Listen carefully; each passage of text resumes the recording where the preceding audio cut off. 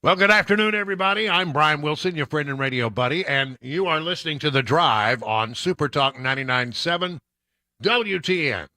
Glad that you're with us here on this Friday. It is one of those days that I look forward to the Fridays, if for nothing else, that a little bit later in the program we open up the phone lines and it's just like wide open. You never know what's going to happen when we get to Phone Your Farb Friday, and so that'll be coming up at 4:35 and 5:35, and we'll bring you all kinds of good stuff in between. Now, I want to start, well, first of all, I've got to start by alerting you to a little piece of video. And this is radio, and I really wish that sometimes we had pictures. Well, we do have, Super Talk TV. And if you want to look at the handsome team that puts together this program, you just go to our Facebook page, and you'll find the link to all that. Where? But handsome? Well, handsome? Relatively handsome. All right. All right. Anyway, see, I'll speak for myself. But one way or the other, you can do that. But I mean, there are times when we want to show you something in the news, and quite frankly, it's a little difficult because we're not TV, we're radio. However, if you go to the top of yourfarb.com today, URFARB.com, the very first thing at the top of the page is an incredibly disturbing video. I mean, maybe one of the most disturbing things I've seen in American politics in a long time. It is the current president of the United States apparently trying to eat a child. I'm not making this up. Nibbling on a child who is having none of it. And it's like, once again, Creepy Joe comes out of nowhere. Are you looking at it? I just watched it for the first time, yeah. Creepy Joe, that's exactly what you should call it. He's trying to munch on a child. Like, what do you say, maybe 3-4-year-old child? I'd say 3, probably. 3-year-old child, yeah. A young girl in her mama's arms. Yeah. And this is in Finland, apparently. He's in Finland. And he's trying to eat, consume, nibble, somehow, well, one thing we can all agree is completely inappropriate actions. If I'm sitting there in a rope line and you come up and start gnawing on my child, I'm going to have a thing or two to say about it. This is what you do to your own grandchild that knows you and loves you and thinks this is the most wonderful thing. But this is a stranger. This is a complete Finnish stranger. Can you imagine what's going on in the newspapers in Helsinki? I mean, come on. But anyway, it's worth your time, I think, today to go to URFARB.com and click on that first link and make your own decision about, what's wrong with this guy. They got back, I think, early this morning. I think he arrived about sunrise this morning. From this NATO trip that he's been on all this week. And now he immediately goes, I think, to Delaware for the weekend because, well, it's strenuous, being an old man trying to gallivant around the world and chew on small children. So Joe Biden tries to nibble a child. I'm telling you, if I was the dad, I think I would just look at this and I go, get this wacko away from my child. The child is having none of it. The child is very offended. Well, and the scary part is that he did it the first time, like on the kid's arm, and the kid turned away and was probably screaming. And then he went back in for a second time to the face. He was not to be denied. It's just, man, what is up with this guy? No telling. Okay, well, you do that, and we'll start out by talking about a few things that have to do with the 2024 campaign. That's right. There's a lot, on a Friday, Congress is gone, the president's been out of town, not a lot going on in the swamp, so it's a good day to take a look at what's happening with the 2024 campaign situation. Republicans are now trying to figure out who's going to make the debate stage, and this debate is going to be, I guess it's going to be one of the stranger debates that has happened in Republican Party politics in a while, and that it's pretty clear to me that the front runner will not be there. Donald Trump is leading Ron DeSantis by at least 30 points in most polls, And he does. I don't know if I were him and I was ahead by 30 points and things were going well and I was having no real big issues with my campaign, I would just stay out of the fray, because no real good comes if you're the guy that's up by 30 points, getting on the stage with as in being nibbled to death by ducks. There's no percentage in that. And but then the question is, all right, well, if you don't go, and you got all the other Republicans who probably come up, I don't know, somewhere around maybe 30% of the vote total, and they're all there together, and they've got the stage, and Donald Trump is not there. Can you make some points? Can you take advantage of that situation to make some points? I mean, everybody will be going after Trump because he's not there to defend himself. But then, who's gonna make the stage is the other question. There are a lot more candidates than those who are probably going to make the stage. And this story from the Washington Examiner sort of gets at some of that. Chris Christie is ready to get on the stage, and he's got everything that he needs to make the cut. He announced this week he had 40,000 unique donors, at least 200 each in 20 different states or territories. And that's one of the key RNC 3 criteria for candidates taking part in the first debate in Milwaukee. Other candidates who have satisfied the RNC's debate donor criteria include Governor DeSantis. Well, Trump has approved it, but I don't think he's going to be there. Governor DeSantis, former South Carolina Governor Nikki Haley, biotechnology entrepreneur Vivek Ramaswamy, former Vice President Mike Pence remains the only second-tier candidate who has not yet announced that he met the donor threshold, despite launching his campaign the day after Christie. He may not make the stage. Would that be an embarrassment for Pence? And then you start to see this, and they're trying to egg and dare Trump not to show up. Here's a quote from DeSantis' campaign spokesman, Andrew Romeo. Trump couldn't beat Joe Biden in a debate. No wonder he's afraid of Ron DeSantis. So this is now scheduled for August 23rd, and it'll be interesting to see. Does Trump finally fold the tent and say, "Yeah, I'll go to the stage. I got nothing to lose here. I'll go to the stage," and that'll be fine. And then but if he doesn't, then it's going to be very interesting to see if anybody rises up out of that second tier of candidates who seem to be, way behind, and that'll be something to watch. Slow pace of Biden's reelection campaign is feeding Democrats' 2024 anxiety. Now, this is something I've been saying for some time now, is that you look at this guy, he's the president of the United States, but he's stumbling and he's falling. He's tripping and he's chewing on small Finlandish children. Finlanders, what do you call people from Finland? Finlanders? Finns? I don't know. Finns. Yeah, that's probably it. It's probably I'm overthinking it. Yeah, he's chewing on small children. He is it's being generally goofy and looking like he doesn't have a brain cell working. And so behind the scenes, Democrats, as I have been suggesting for some time now, are noticing, this guy might not be, we not ought to put our eggs in this basket. Maybe we ought to look around and find if there's somebody else, because number one, Biden, weak, stumbling, losing his mind. It's evident to anybody who watches. There's nobody who can deny what's happening with that president. And backing him up, one heartbeat away from the presidency, is Kamala Harris. And that's a little frightening for a lot of people, given that she's probably one of the least popular candidates or personalities on the political stage that we have seen in some time, the least popular vice president of the modern era.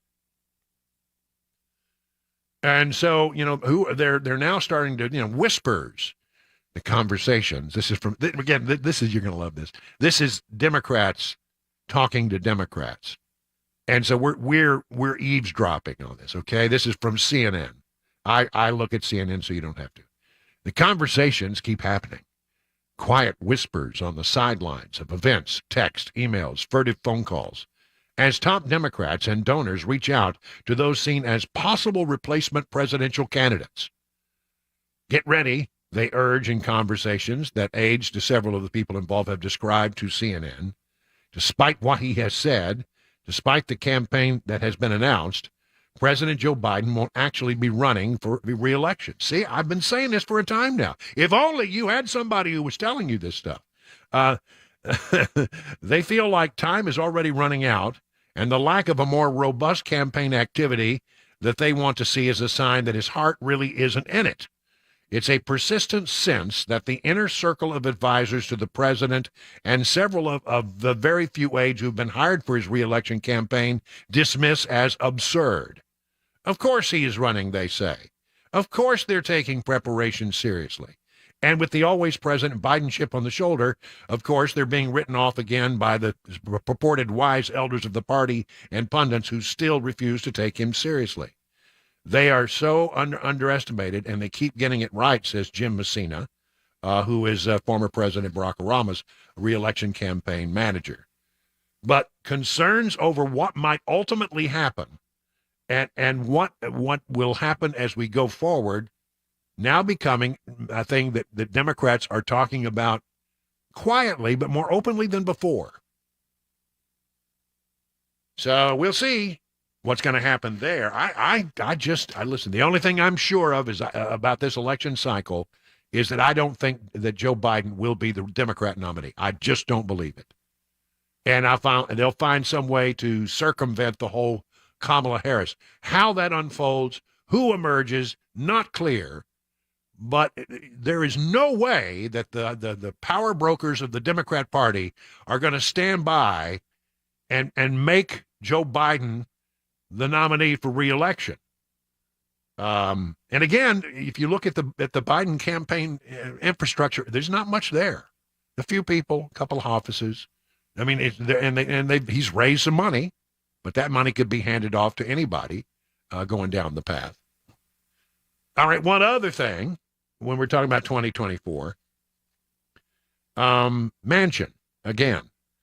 Manchin's New Hampshire appearance fuels third-party spoiler fears among Democrats. Joe Manchin planned a trip to a no-labels event in the first-in-the-nation primary state of New Hampshire has some Democrats worried he could amount to a spoiler reminiscent of late Texas industrialist Ross Perot in 1992. Manchin has not yet announced his official intent to run for re-election in 2024, is seen as one of the last 20th century-style moderates in the caucus. And the senator recently told reporters his participation at the event is not a formal indication of a third-party intention. However, he later added that he's never ruled anything in or ruled anything out, strictly a conference that we're having. Would he run as a third-party candidate with this no-labels party? They're looking for somebody to be the front of that thing. Well, that would be interesting again, wouldn't it? And it would split the vote in different ways, make it very interesting to see how that's all going to, break out. So there is where we are today. Trump, the leader of the Republicans by far, but the second tier looking for a breakout performance in a coming debate. The question, will Trump actually show up at the debate or not show up at the debate? My guess is not. And at the end of the day, who does anybody emerge with enough clout to go after Trump? Doesn't seem likely.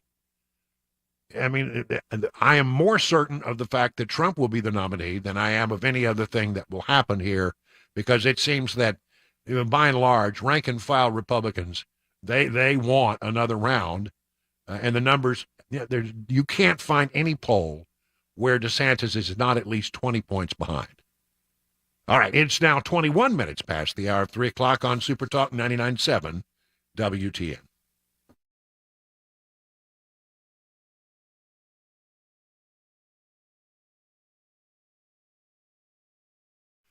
Well, let's talk about Everseal. Stop wasting money on concrete ceiling. Stop wasting money on sealing up your wooden structures, outdoor structures. Why don't you reach out and do something and consider this Everseal process? What is it? Well, it's a sealant. It's been around for a long time, used in industrial applications for years and years and years. The folks at Everseal have figured out a way to figure out how to use this for sealing your exterior wood and concrete at a price that your home or your business owner could actually afford. They start by doing a deep cleaning all the way down to your wood or concrete, bring it back to look as new as it can possibly look. And then they add their patented seal, which absorbs all the way through to become a permanent part of your wood or concrete and will prevent further deterioration for the next 30 to 50 years. Wow. That's something else. So, think about how much money you might save.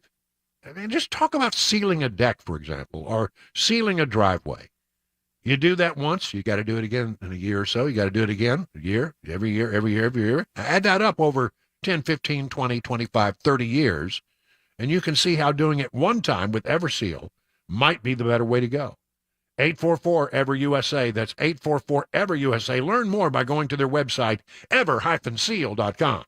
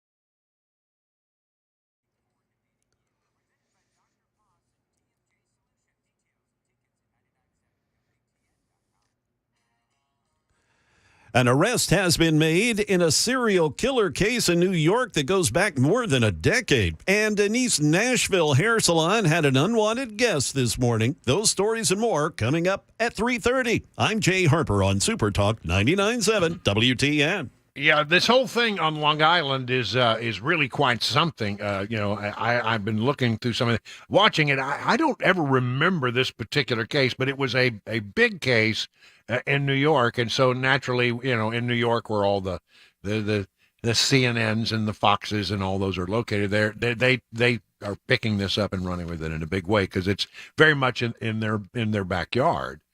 But there is an architect, a Long Island, New York architect by the name of Rex Harriman, I believe it is, who's been charged with the murder and the deaths of 3 women in a Gilgo Beach serial killer case, court records show. He pleaded this morning not guilty to 6 charges during a Friday afternoon court appearance in New York State after being arrested Thursday evening.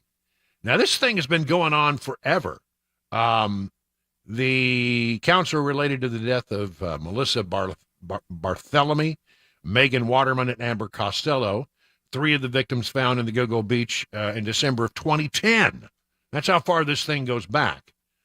Harriman faces life without parole if convicted, and they're now searching his home in Massapequa in Long Island, about 25 minutes from where they discovered 11 sets of human remains strewn along a suburban beach highway in 2010 and 2011. And this investigation, it's serial killer, people are just fascinated by a mystery. And this one's been one that's been looked at. I guess there've been some of these true crime podcasts have been done about this, etc. Now, what's interesting is how they came out of nowhere. This was like, you got a case. This is what 2023. We're talking 2010. So you're talking about a good long time, and then boom! Apparently, this thing happened very quickly, very fast, and it had to do with a pizza box. Apparently, this guy ordered a pizza, threw the box in the trash. The police got it, were able to get some DNA off of it and compare it to a hair that they had found related to one of the crime scenes. And apparently the DNA was a match, and it happened very quick. Boom, boom, boom. He's arrested, and just nothing more than dogged, never-ending good police work that apparently was able to bring this particular case. Must have been, somebody that had caught their attention, and that must have been part of the reason why they looked at him and continued to follow him. But they finally got the piece of evidence they needed, they believe, to bring charges. And it's definitely going to be one that we watch in the days ahead. 3:30 now on Super Talk.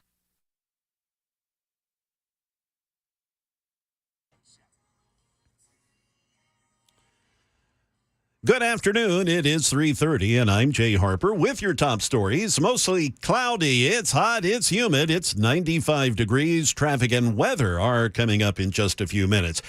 As Brian was just alluding to, an arrest has been made in an alleged serial killer case in New York that goes back more than a decade. 59-year-old Rex Harriman has been charged with the murders of 3 women in 2010. Harriman's court-appointed attorney, Michael Brown, entered a not guilty plea on his behalf today. After the hearing, Brown said his client has the right to be presumed innocent. The district attorney is a very competent prosecutor. He outlined what he thinks he can prove. To me, it was very circumstantial. An East Nashville hair salon had quite the shock this morning after an alleged drunk driver crashed her SUV into the business, causing extensive damage. The driver, 29-year-old Sean Thompson, was charged with DUI, leaving the scene of an accident and driving on a revoked or suspended driver's license. A police officer said that Thompson began to run away after he saw her, and according to an arrest report, after a brief chase, Thompson was taken into custody. She smelled like alcohol, according to the report, and during a search of the vehicle, 2 open bottles of liquor were found. And finally, the NCAA fined the University of Tennessee today more than $8 million and issued a scathing report outlining more than 200 infractions during the 3-year tenure of former football coach Jeremy Pruitt. The Volunteers escaped a postseason ban. The report said that Tennessee committed 18 Level 1 violations, which are the most severe, and said most involve recruiting infractions and direct payments to athletes and their families, benefits that totaled approximately $60,000. Pruitt was terminated as the volunteer head football coach in early 2021. That is the latest news. We've got weather and traffic on the way. I'm Jay Harper, WTN News.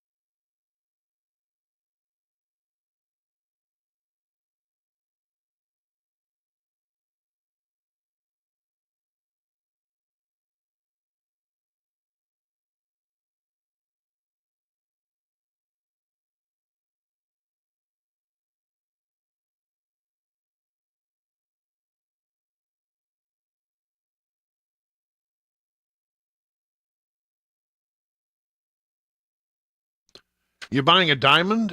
Well, if you're not properly educated, you can make some big mistakes. If you're not careful, you can overpay big time. You don't want to do that. Small variations in a diamond's quality spec can give a huge difference to its value. That's why I always recommend Genesis Diamonds. Genesis Diamond education is second to none. The folks there will teach you the secrets of the industry. They will explain how diamonds are priced on the world market. Their non-commission experts will make you a savvy buyer, even if you decide to shop somewhere else. And these days, this is so important, especially if you're considering buying a lab-grown diamond. Let Genesis reveal the truth behind this recent trend and show you all the info on how lab-growns are being overpriced in so many places. The bottom line is Genesis is your source for the best information as well as the best value for both natural and lab-grown diamonds. Whether you're buying a diamond for the first time or upgrading to make to a large, rare investment-grade diamond, Genesis will make sure you do not make a mistake. It's where focus is always on honesty, transparency, education, quality, and, of course, value. Don't buy a diamond until you learn the ins and outs from the folks at Genesis. 2 locations, Green Hills and Cool Springs.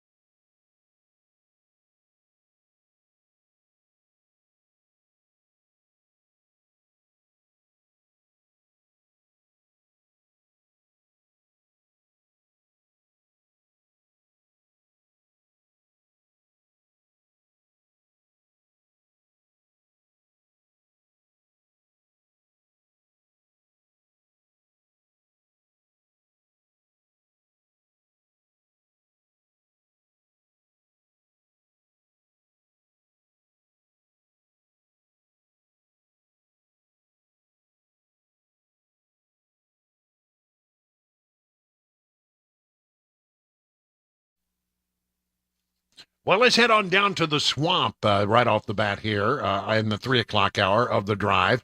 Brian Wilson in the chair. We are glad to have you along on this 14th day of July. Chris Weber pushing all the blinky buttons over there in the control room as he does so capably each and every day. In the swamp, I think the FBI is going to go through a pretty rough time.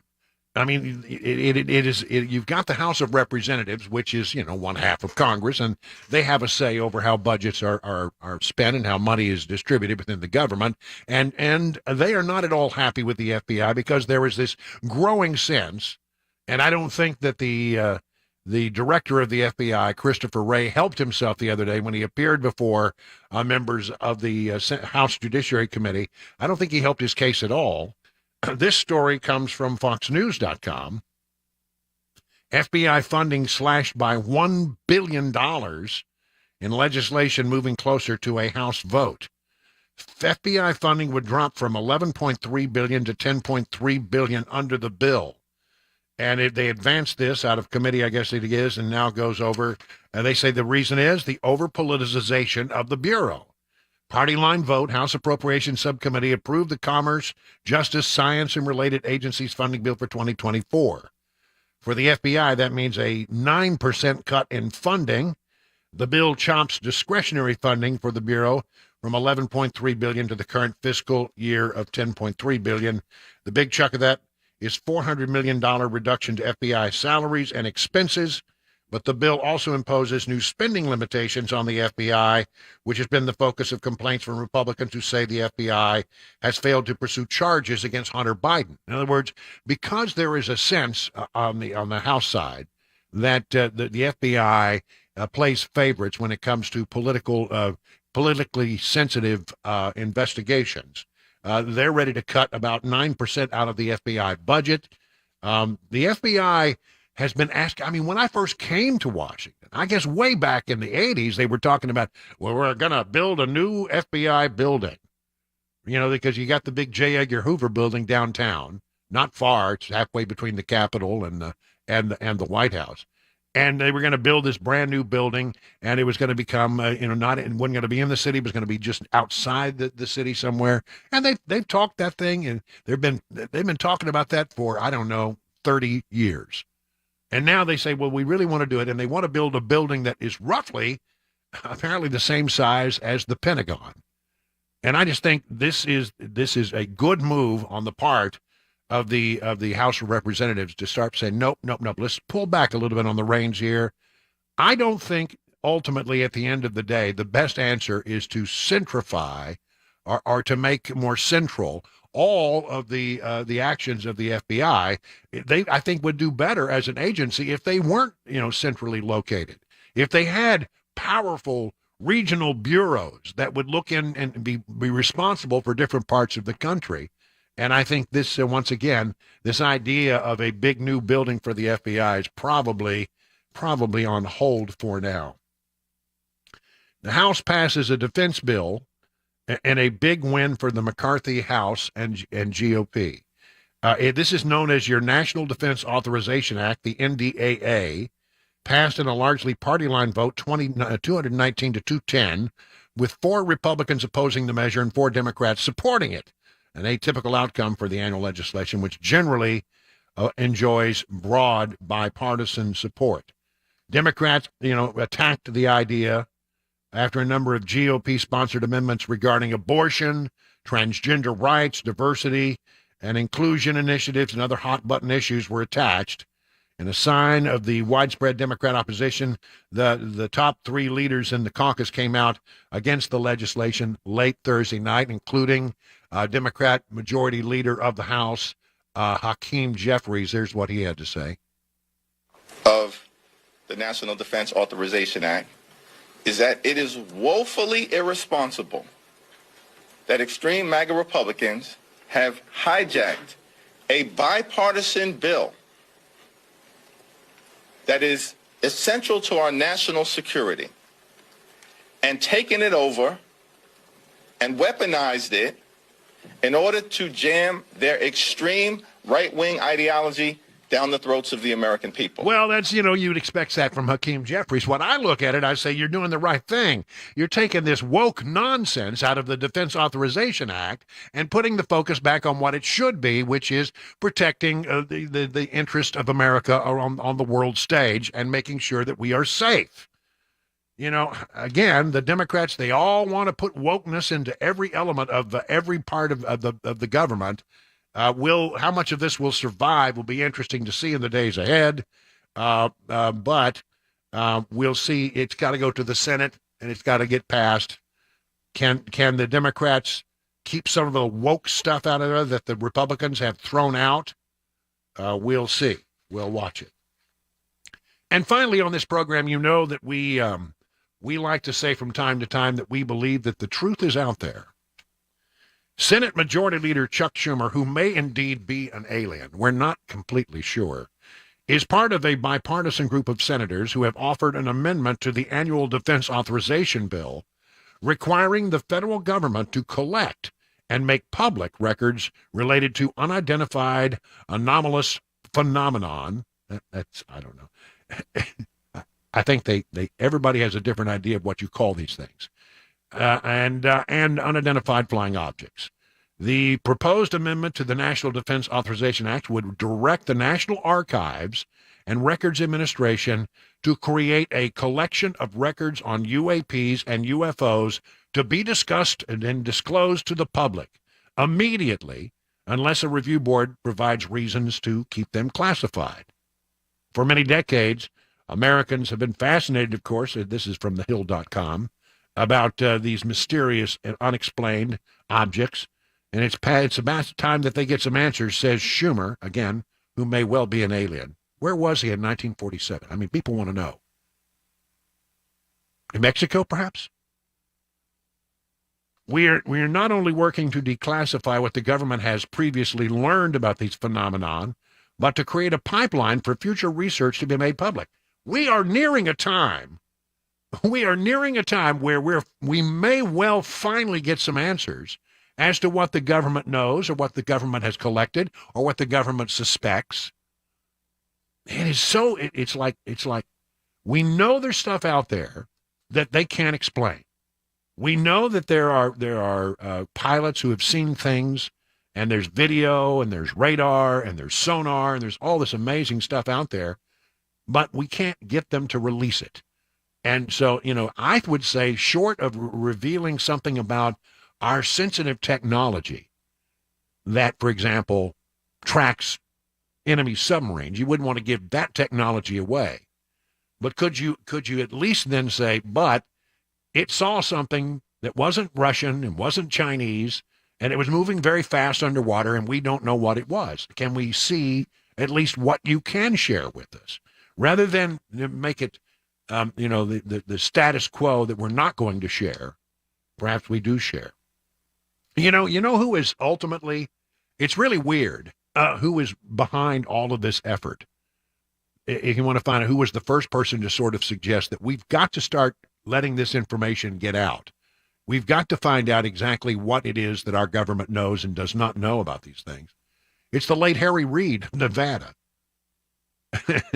He was working behind the scenes during all of this time to try to pry this information loose. And now we're to the point now where we have a NASA investigation, we have a military investigation, and even the Democrats, Chuck Schumer, well-known alien, apparently now considering the possibility of releasing this information to the American public and making it a law that they have to do so. The other people who are at least very interested in this, it's a serious group of people. These are not flaky people. Senator Mike Rounds of South Dakota, Senator Marco Rubio, Republican of Florida, the Vice Chairman of the Senate Intelligence Committee, Kirsten Gillibrand, Todd Young, Republican of Indiana, Martin Heinrich, a Democrat from New Mexico. The lawmakers say the sheer number and variety of stories about UFOs have led them, some of them and their colleagues, to believe the executive branch may be concealing information about possible visits from extraplanetary civilizations. Our goal is to assure credibility with regard to any investigation or record keeping of materials associated with UAPs. Relevant documents related to the issue should be preserved, providing a central collection location and reputable review board to maintain the records adds to the credibility of any future investigation. Says Rubio, there's still a lot we don't know about these UAPs, and that is a big problem. We've taken some important steps over the past few years to increase transparency and reduce stigmas, but more needs to be done. I mean, this is an unbelievable set of circumstances where finally very serious people on Capitol Hill are turning the screws and sending forth the legislation that would reveal to us exactly what it is we know and don't know. Again, I never thought that I would see this in my lifetime. And is there anything that could happen that would be a more important story than to know that we are not alone in the universe?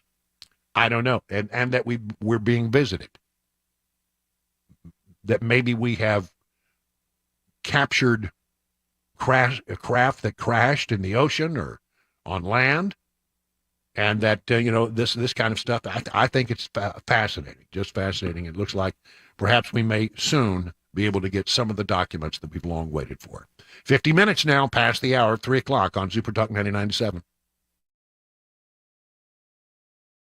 A Roth IRA versus a traditional IRA. Which one should we do? A lot of people struggle over this particular decision.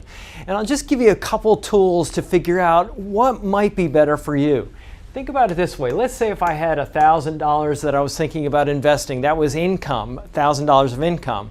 With an IRA, let's say that you're in a 30% tax bracket. Let's say there is such a thing. And you want to put this money in an IRA. You're going to save $300 in taxes. Now, if you go post-tax with like a Roth IRA, this is how much goes into the Roth IRA. Now, let's say that later on down the road, we have this money and it didn't grow at all, just to keep the math really simple. And let's say that at some point in the future, you're in a lower tax bracket, because the way our tax system works is that your first income is taxed at a really low rate, and then you get up into higher rates, 10%, 12%, 22%, and so on and so forth. It gets higher. If you're earning income and you're at that particular tax rate up there, you might want to avoid that tax rate right now and take the income at a later point in time when you're in a lower average tax rate. Now let's say that you're in a 10% bracket down here when you pull the money. How much are you going to pay in taxes? 10% of $1,000 is $100. How much do you get to spend? $900. Well, even though I didn't have growth, I had growth because of the difference between my tax rate here and here. And that's the idea. That's one of the things that we look at. We look at Social Security taxation, income taxation, and a lot of factors that might drive you into higher or lower brackets in the future. If you want to learn more about our approach to investing and financial planning, go to paulwinkler.com and set up a free 15-minute phone call or call 615-851-1950.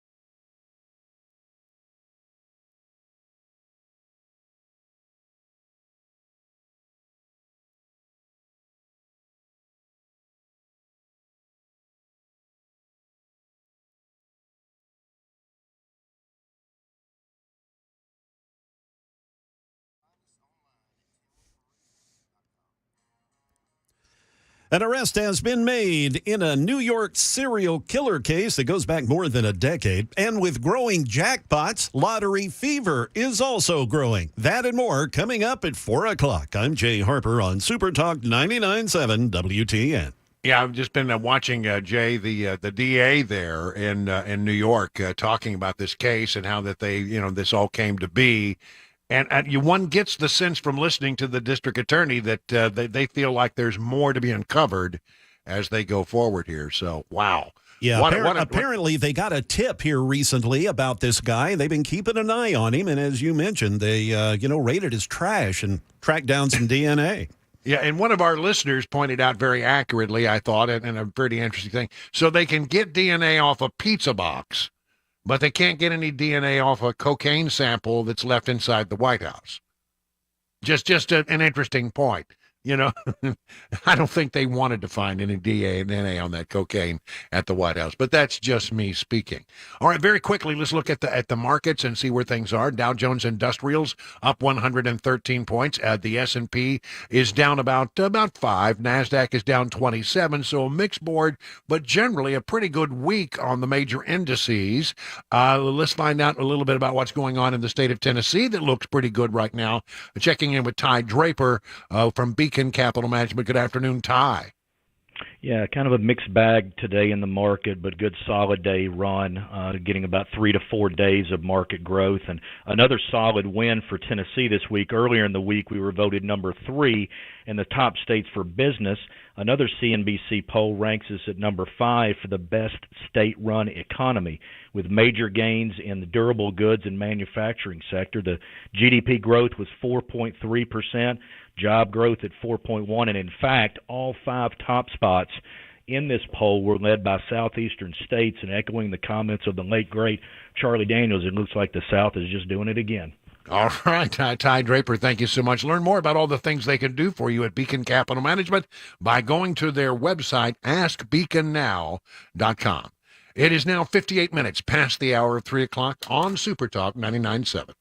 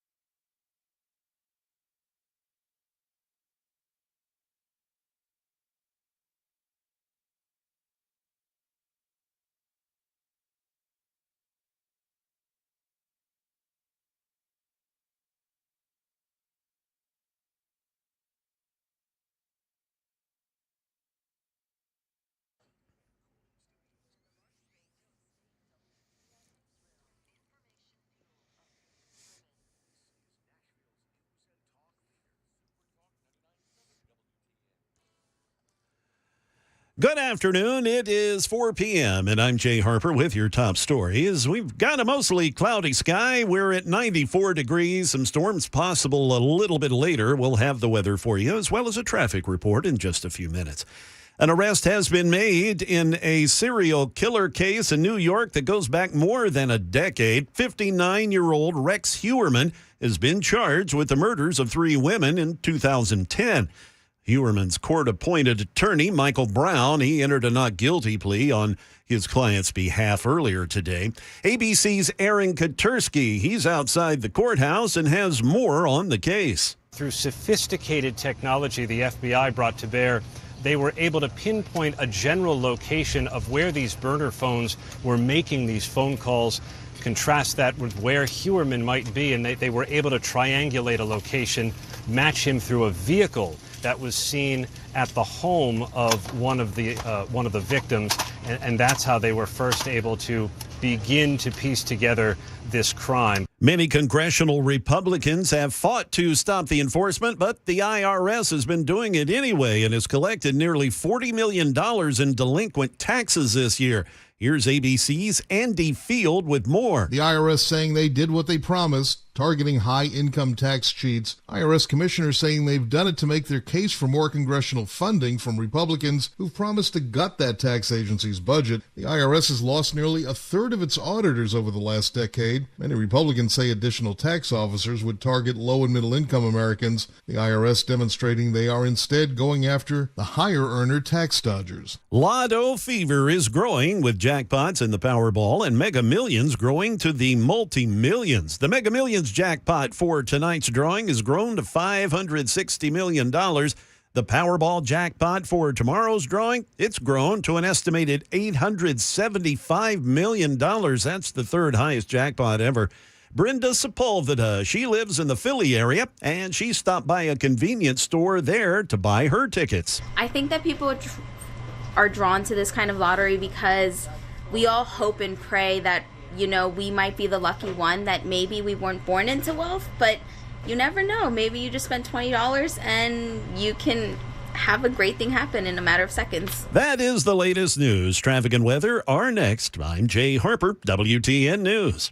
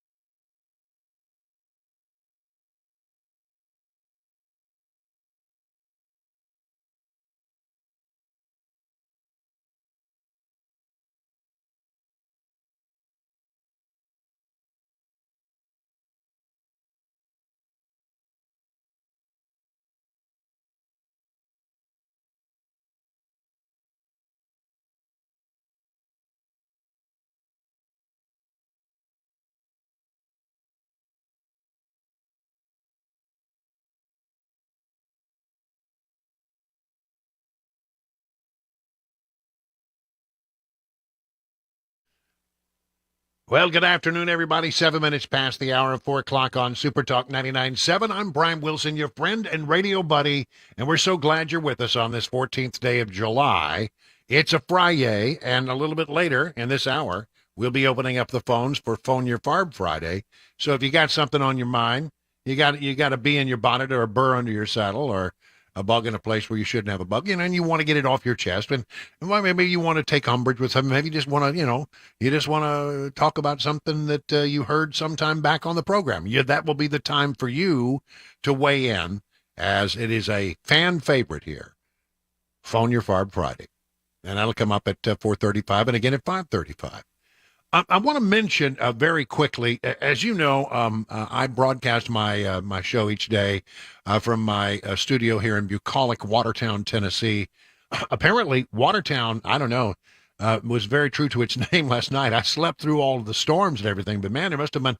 I drove to Lebanon for lunch today with the missus, and there was a lot of water everywhere. So apparently, some real gully washers came through. I mean, I heard the lightning and the thunder, but it never really got all that close, or if it did, I fell asleep and it didn't wake me up. I don't know which is which, but man, there was a lot of water on the side of the road. Now, I just want to make mention of tomorrow. There are two big days here in my little town, Watertown, Tennessee. And one of them is tomorrow. The Watertown, the world-famous Watertown Jazz Festival. That's right.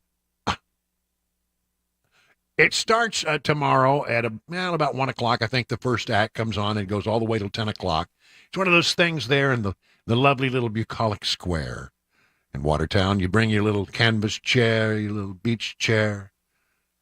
My question is it a specific type of jazz? Is it all kinds of smooth jazz? Is it New Orleans jazz? Is it freeform?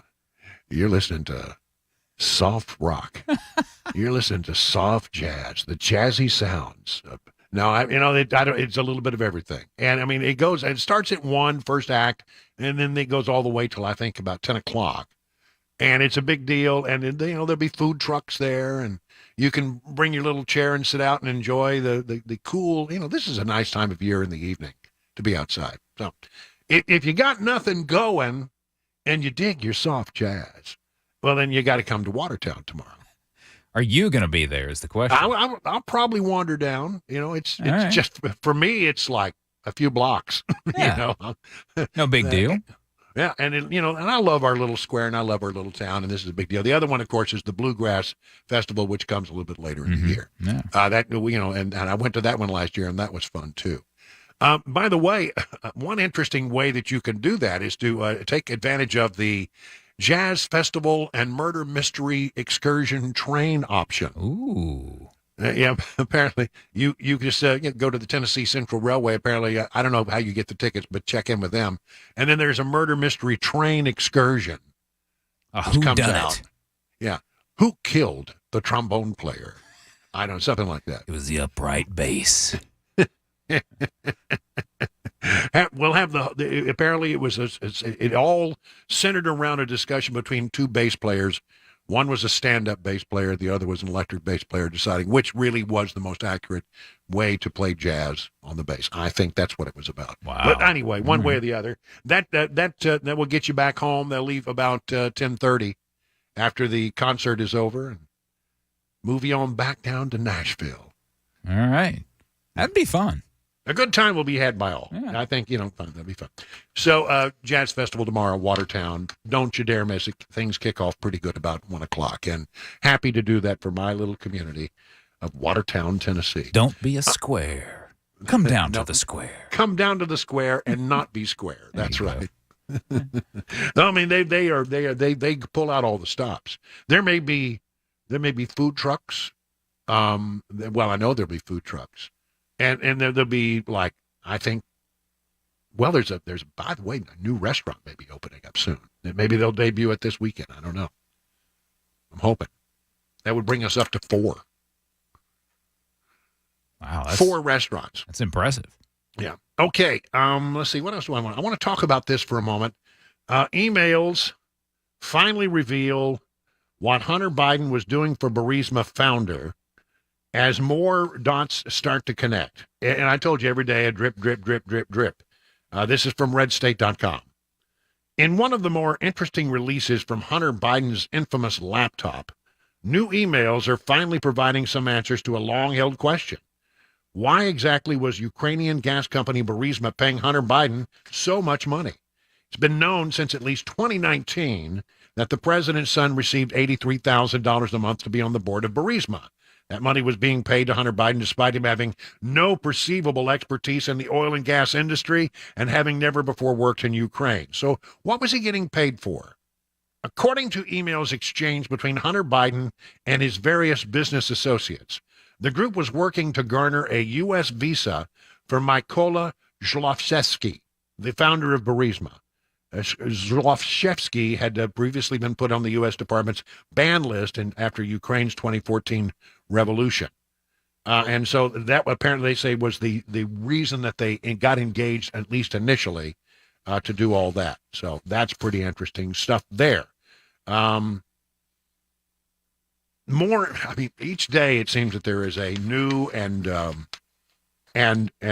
different take, a new little drip, drip, drip. I still think they're making progress, and I don't know that they're there yet. But man, I'm telling you, that House Oversight Committee is getting it done. How are Americans looking at the situation? Do they believe that there was a bribe? Do they believe their president is a crook? Remember, that was the famous thing that Nixon said. Well, Americans need to know whether or not their president is a crook. Well, I'm not a crook. Apparently Americans believe that Joe Biden is in pretty substantial numbers. People overwhelmingly believe it's likely that President Joe Biden took up to $30 million in bribes connected to the scams involving his first son, Hunter, and now even Democrats are beginning to believe that it's true. In the latest test of voter faith in the president's denials, 56% said that he probably took some bribes from sources tied to China, Russia, and Ukraine. Some 27% think that is unlikely. That's more than a 2-to-1 gap, according to this new survey from the TIP poll. The survey is bad for the White House because it shows voters don't believe the president. The numbers. 39% of Democrats believe that he probably took a bribe. I'm going to say it again. 39% of Democrats believe that he likely took a bribe. Republicans, 80% believe he likely took a bribe. And then you get to independents, which is where you make or break and find out where American people truly are. It is 56% say it's likely that Joe Biden took a bribe. Think about that for a moment. A great number of people now believe that the president of the United States is a crook, and it's very likely that he took a bribe. Why can't we get that investigated? Why can't we? And it's based on the fact that so much information has become publicly known of late, and people can read for themselves and get all the evidence. Then why couldn't we get a conviction? Why couldn't we get a case that is something more than a slap on the rip to Hunter Biden for lying on a gun form, or something that he gets no time at all for, which was not paying his taxes. The Democrat number should be very concerning. One analysis said 80% of Republicans, 56% of independents, and 39% of Dems believe it's very likely or somewhat likely that Joe Biden and his family had received up to $30 million. When the 2.7% margin of error is taken into account, even Democrats were split nearly equally on the question of whether or not Biden took the bribe. It is added that just 22 of 36 demographic groups polled showed an edge in support of Biden, liberals and Democrats. So, it is having an impact. You say, well, what's happening? Well, I'll tell you right now, one of the things that's happening is that every day they come out with some new development, the drip, drip, drip of the Hunter Biden story and the Hunter Biden investigation, more and more people are taking note of it, and they're forming their opinions. Again, I keep telling you, we come back to, I don't think Joe Biden is going to be the nominee. This is another reason why. American people have made up their mind in huge numbers And you know what I can tell you about that is when Americans finally come down and decide on something, and they can be pinned down, and they say, well, 80% of Republicans and 56% of independents and now even 39% of Democrats all believe that Joe Biden is a crook and has taken bribes and Hunter Biden was involved in it somehow. When you get all those numbers put together and they make a decision and you can quantify it like that, one of the things that I've noted is that it's very unusual for people to change their opinion once they have one. If they've made that decision about Joe Biden this early in the game, and the numbers and the details and the information just keeps dripping out, you've got to wonder how that's going to impact him and whether or not Democrats are going to put all their eggs in the Joe Biden basket. I think decidedly they will not. Hey, what's going on with Tucker Carlson? This story comes in from hotair.com, and apparently he is trying to start a new media company. We all knew it was coming. Tucker Carlson is a force to be reckoned with, and nothing and nobody has the power to keep him quiet for very long. He's been dropping free videos on Twitter. You may have seen one or two. The engagement has been very high with his viewership on the network, boding well for his future. And apparently now he's in the process of trying to start a new media company. As a testament to Carlson's star power, listen to this. Fox Corporation stock downgraded this week, at least partially due to the loss of viewers that was resulting from Fox taking him off the air. Fox has more strength and other problems to justify the downgrade, but they definitely shot themselves in the foot by letting Tucker go, according to some analysis. I haven't watched cable news in years, and then only remotely news-related video is what he watches on the. But some people are saying that Tucker has certain qualities in that regard, and he will do well.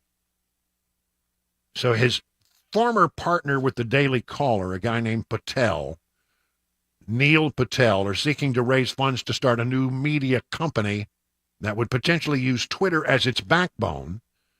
The new company would be anchored by longer versions of the free videos that Carlson has been posting daily. Carlson and Patel are looking to raise hundreds of millions of dollars to fund the company. That ain't peanuts, and there's no reason that Tucker should be satisfied with peanuts. He's a brand that is clearly valuable and with adequate funds could create an alternative media outlet that rivals Fox and the other cable outlets, according to some assessment.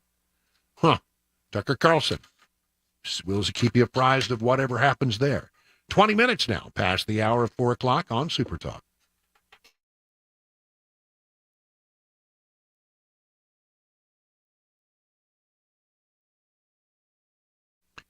The Nashville Armory Ranges, 2 locations for your convenience. The Nashville Armory is 4290 Kenilwood Drive in Nashville.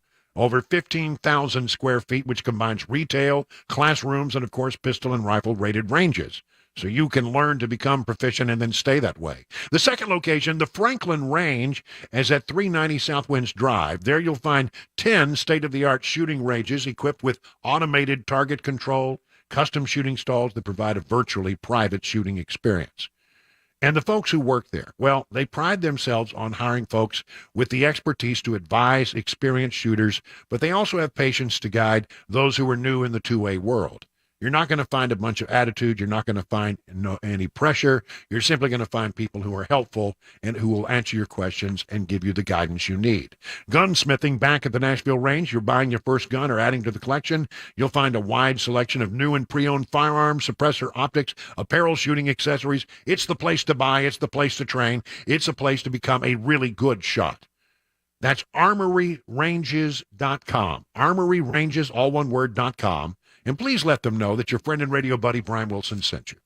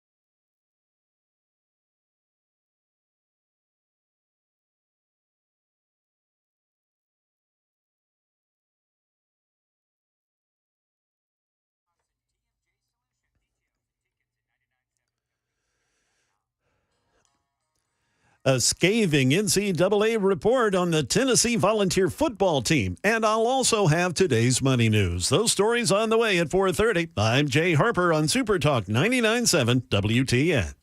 All right, it is 25 minutes now past the hour of 4 o'clock. Coming up after the news with Jay, we're going to get right back into our first edition of Phone Your Farb Friday. So if you have something you want to talk about, get your thoughts together. We don't want you to come over here with half-formed thoughts. We want fully formed thoughts. That's what we strive for anyway. That's what we strive. Sometimes we take what we can get. And can I ask you just one little thing for me? When you call in, and I appreciate that that you're not a broadcaster, and we really do appreciate hearing from you to find out what's on your mind and all that. But just get to your question or get to your issue, because it turns into I have this little thing that I have to do, which I have to read the name, where you're from, and then I have to give you about 3 seconds so that, the switch can be made, and then you hear that your name has been called. And then there's a pause, and then somebody says, well, hi, Brian, how are you today? Well, it's, really, I think we've established I'm here, I'm breathing, everything's good. Let's just move right into the question.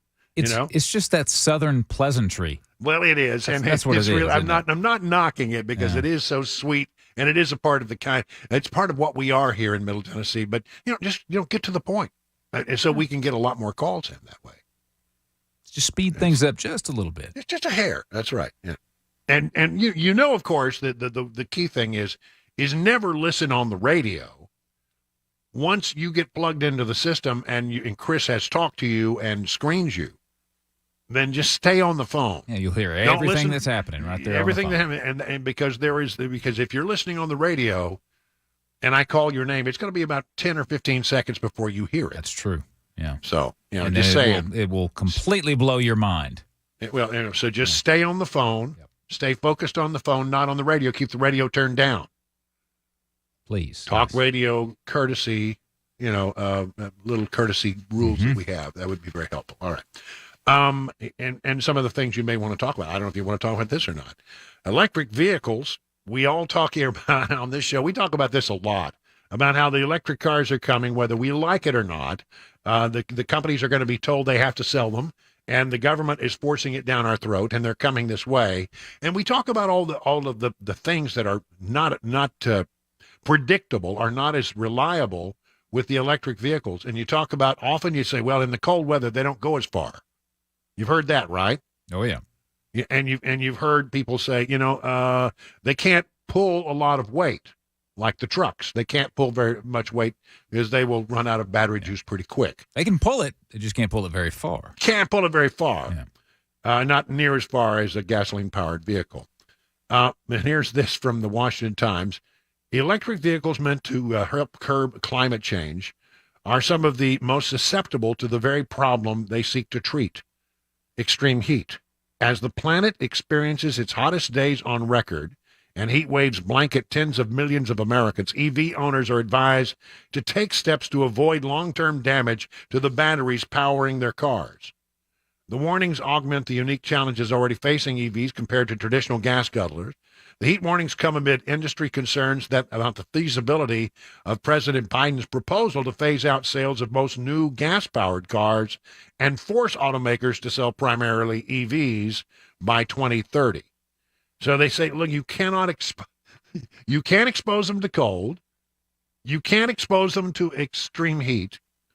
You should, in very hot weather, you should avoid parking in the sun, avoid rapid charging. Charge during the cooler times of the day. Use your air-conditioned sparingly. The other day, I don't know, I had some kind of weird, my truck didn't boot up right or something. I have a gas-powered, but there are these computers. Oh, yeah. And the air conditioning was not working. I didn't like it very much. I'll tell you that for sure. I can imagine. And the next time I started the car, it's working just fine. To use AC to cool the car while it's still plugged in. And Tesla says keep your battery charged between 20 and 80%. I'm telling you, we're not ready for electric cars, and we're not ready for the inconvenience of electric cars. And but it's coming. one way or the other. And unless these numbers start to get better and some of these problems get addressed, I predict that Americans are going to walk away from American car dealers and they're going to say, I'm not buying an electric car. I'll go wherever I have to go to get a gasoline car or something that works. Because everywhere you turn, every time you pick up a story about electric cars, it's another problem that are caused by the fact that they don't go very far and they don't work well in cold weather and they don't work well apparently in hot weather. 4:30 now on Super Talk 99.7.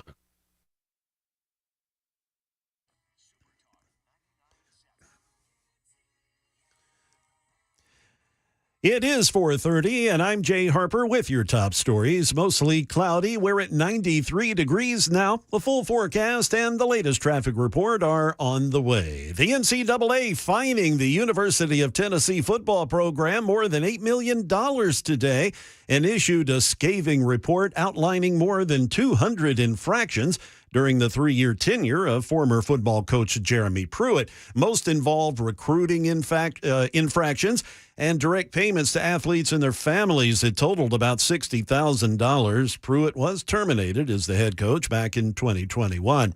An East Nashville salon had quite the shock this morning after an alleged drunk driver crashed her SUV right through the front of the business this morning, causing extensive damage. The driver, 29-year-old Sean Thompson, was charged with DUI, leaving the scene of an accident and driving on a revoked or suspended license. With today's money news, let's turn now to Dave Packer. From ABC News, Wall Street Now. Markets were mixed on Friday, with blue chips gaining on the strength of bank stocks. Consumers and businesses continuing to spend and borrow, even as interest rates rise. J.P. Morgan Chase reporting profits up a whopping 67% in the spring compared to last year. Wells Fargo profits up 57% from the same time a year ago. And while Citigroup's overall profits fell, interest income was higher. All this leading to hope that the Fed will achieve the elusive soft landing, slowing inflation by raising interest rates while at the same time avoiding a recession. The Dow on Friday was up 113 points, the Nasdaq fell 24 points, and the S&P 500 was down 4. It's been a little over a week since contract talks between UPS and the union representing 340,000 of its workers broke down. Now the shipping company saying it will begin training non-union employees in the U.S. to step in should there be a strike if no agreement is reached by the end of this month. That is the latest news. Traffic and weather, they are next. I'm Jay Harper, WTN News.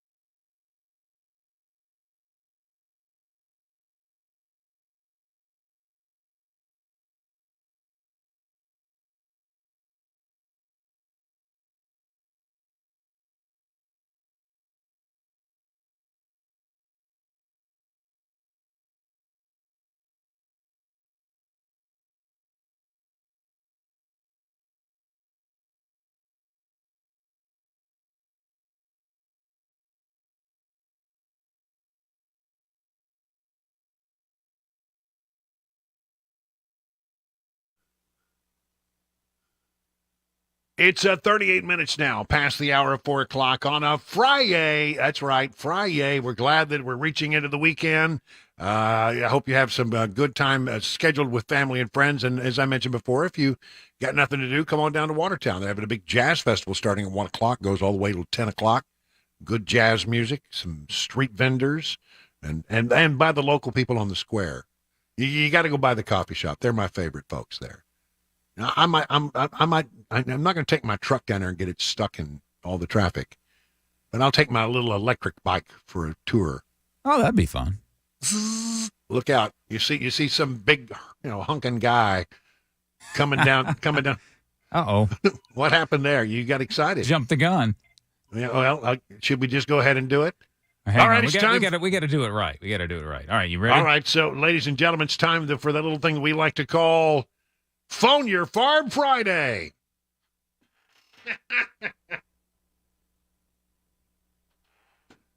That's right, 615-737-9986. Get on the phone right now. It's time to talk about the things that are going on in the world that you care about. Maybe you have a bee in your bonnet. Maybe you have a burr in your saddle. Maybe you have a bug in a place. Well, I frankly hope you never have a bug. Yeah, 615-737-9986. Climb up on our 100,000-watt soapbox and express yourself.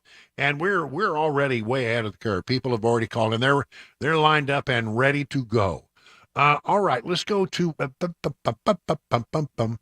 go to Mr. Bill in Hendersonville. Mr. Bill, you're on with Brian on the drive. What do you say, Mr. Bill? Brian, one of my favorite segments of your show is when you play those wonderful word salads, which you've named Deep Thoughts from Kamala Harris. Kamala Harris, that's right, yeah. But I wonder if you remember there was a young lady named Caitlin Upton back in 2007 when she ran for the Miss South Carolina Team USA contest. I do remember that, yeah. Do you mind if I play that, or just want me to read it to you? No, just have you got it there? You can play this. Well, go ahead. Yes. She's probably one of the more infamous whenever she answered a question with words that didn't make any sense. Here she goes.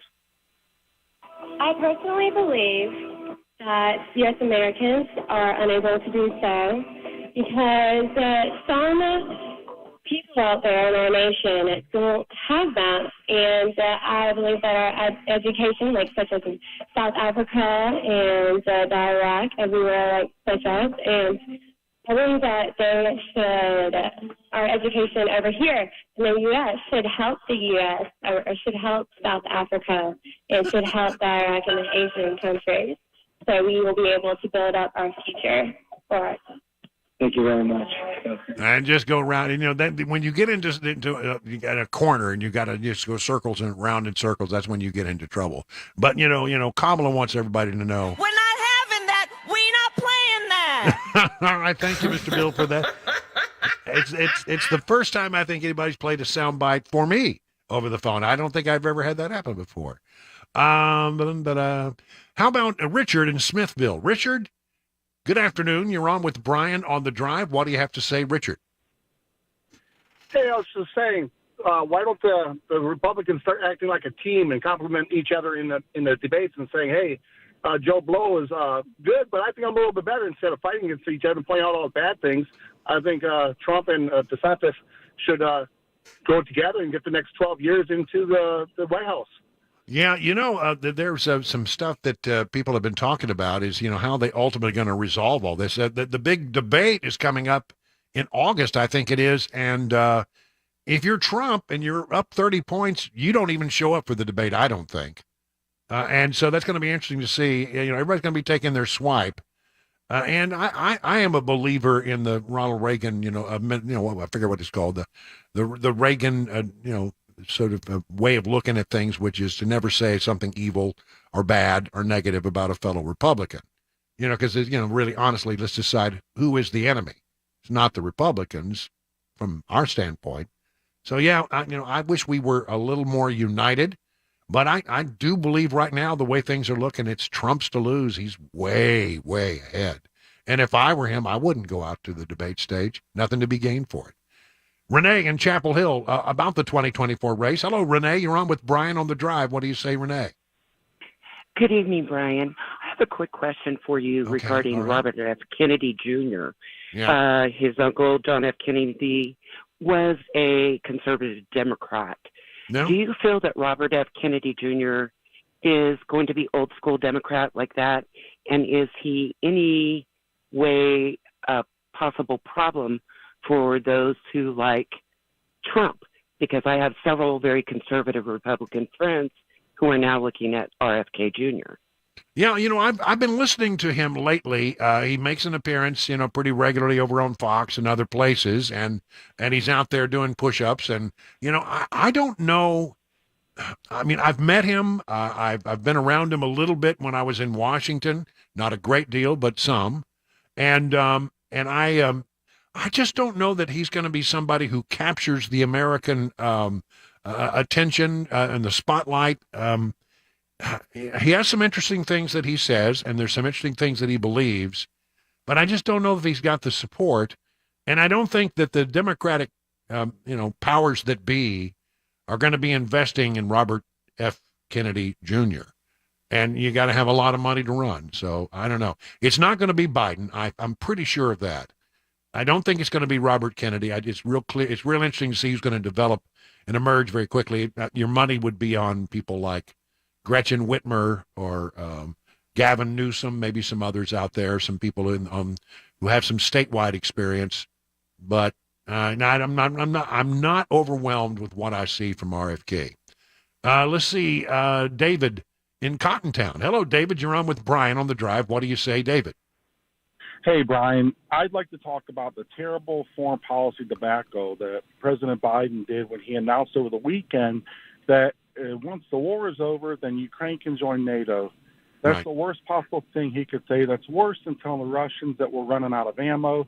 That's telling Putin that if he stops beating up on Ukraine, which, let's be honest, he's killing them. He's slaughtering Ukraine. If he stops beating up on Ukraine, then he gets rewarded by having a NATO state right next door. So what do you think Putin's going to do? He just backed the bear into a corner, brother. You make a good point, and nobody. I've always been astonished because you say, well, Joe Biden, he served as chairman of the Foreign Relations Committee when he was in the Senate, and he's a very knowledgeable foreign policy guy. Yeah, here's what I would tell you, and I think anybody who served with him in the Obama administration would tell you the same thing. Whatever advice Joe Biden gives you with regard to foreign policy, do 180 degrees the opposite, and you're going to be fine. Because he's invariably got the wrong take on things. I mean, I believe that with every fiber of my being. He's way overrated on his foreign policy chops. But you make a very good point, David, and thank you for the call. Ron, out on the road. Ron, good afternoon. You're on with Brian on the Drive. What do you say, Ron?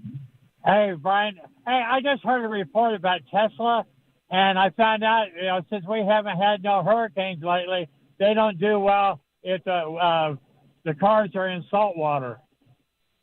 Yeah, well, most cars don't do very well in salt water. Are you talking about post-hurricane, that kind of stuff? Yeah, right. And there's one other thing that, everybody doesn't think about about Biden's son.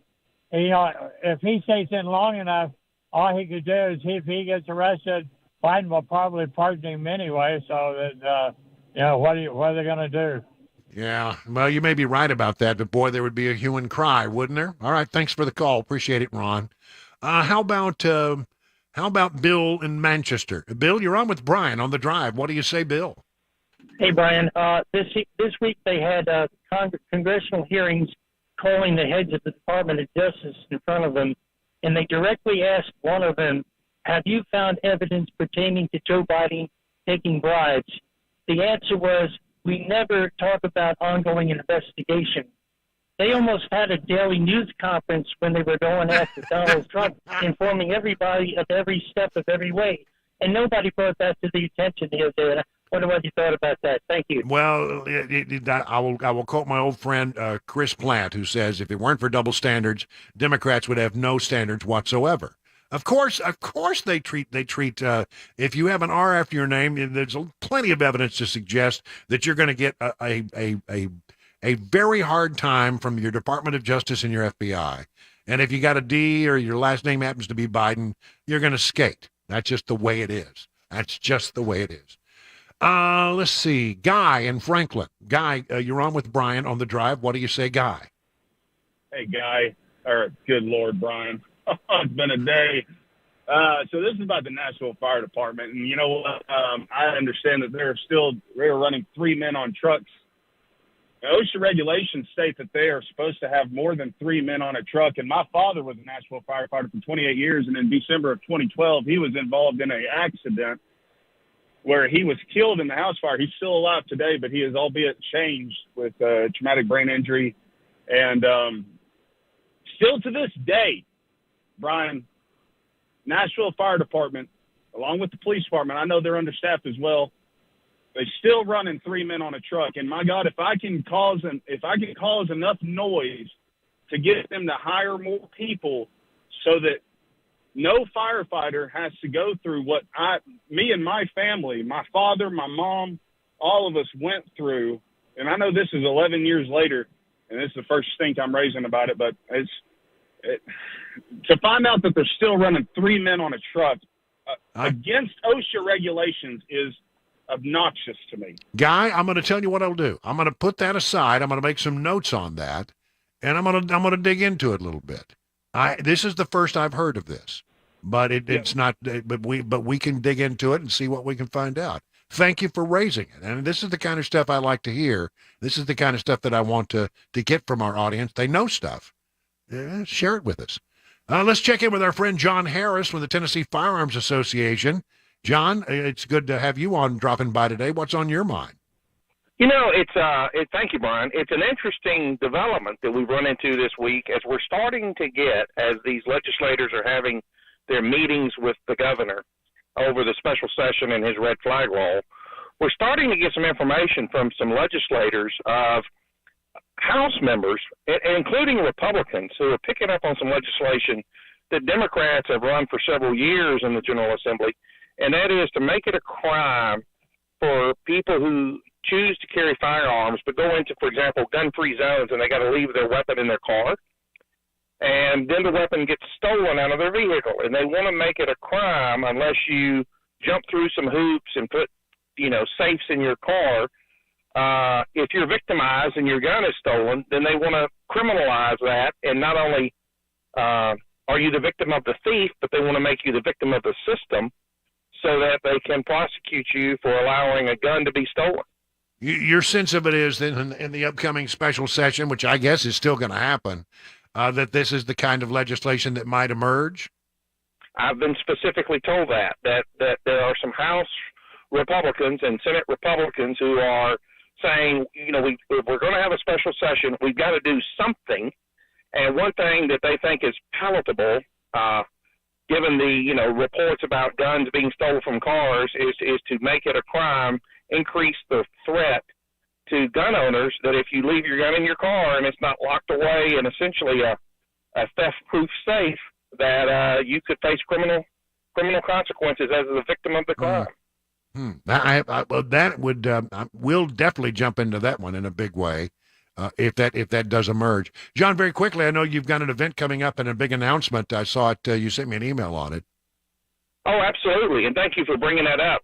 We've got our annual fundraisers coming up September the 9th, and we announced yesterday, as the little old grassroots group from Tennessee that fights on Second Amendment issues, that we have negotiated arrangements for Donald Trump Jr. to be our keynote speaker. Well, that'll be something. All right. Well, John, congratulations on that, and thank you so much. John's a good friend of this program, and he's been very helpful in helping us to understand, what's going to happen with all of that, those documents that came from the Covenant shooter, the so-called manifesto, and he's still involved in that case as well. Drops by from time to time to give us that. John Harris with the Tennessee Firearms Association. 52 minutes now past the hour of 4 o'clock.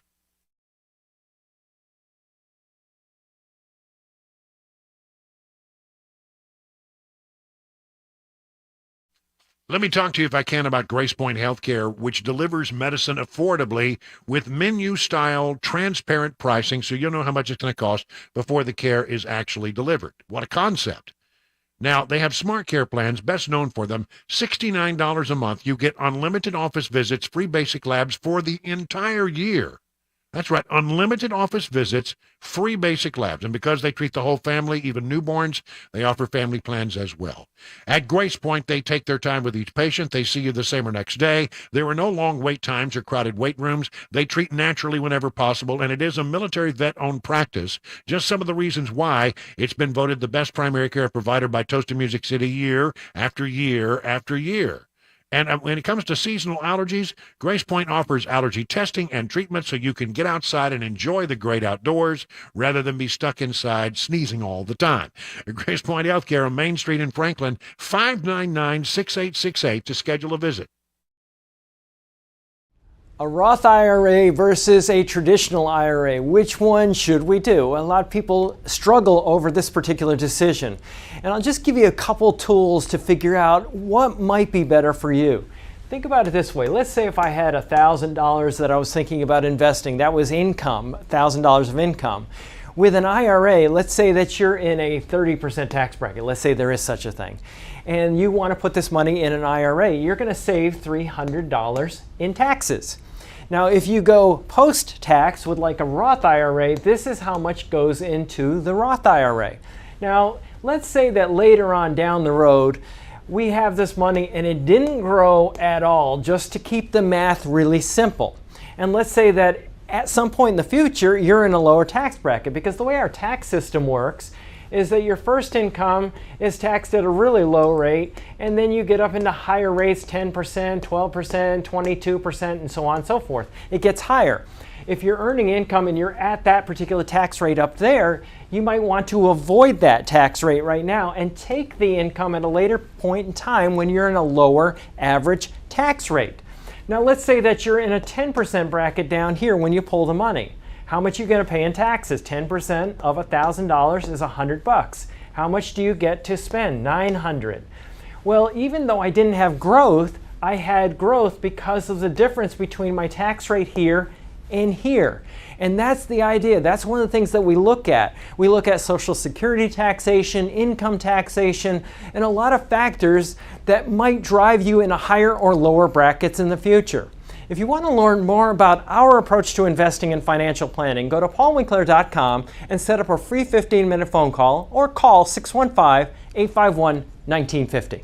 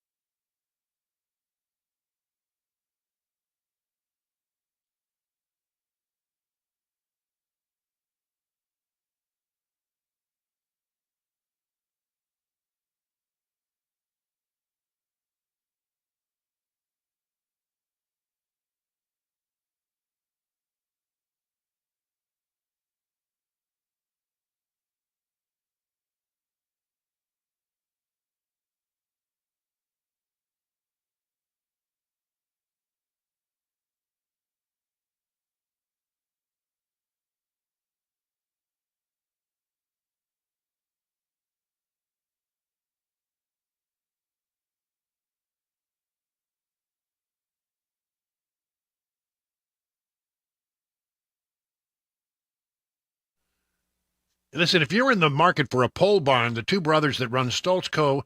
Are the guys you need to be talking to.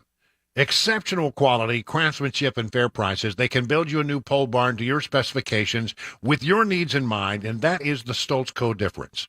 You can use pole barns for all kinds of things. It can function as a classic tool and work barn, a garage, or even a place to live. Flexibility is key. You see, they combine the classic post-frame barn look with the reliability of modern materials and techniques to give you a finished barn that will stand the test of time. They don't scrimp on quality. They don't cut corners. They believe their customers deserve only the best. And you've got to go to stoltzco.com and take a look at some of the things they've done for other folks. I mean, you're going to get a whole bunch of great ideas by doing that. That's STEOLTZCO, stoltzco.com, or call them at this number, 615-622-5992. That's stoltzco.com. Take a look. I think you're going to be quite impressed.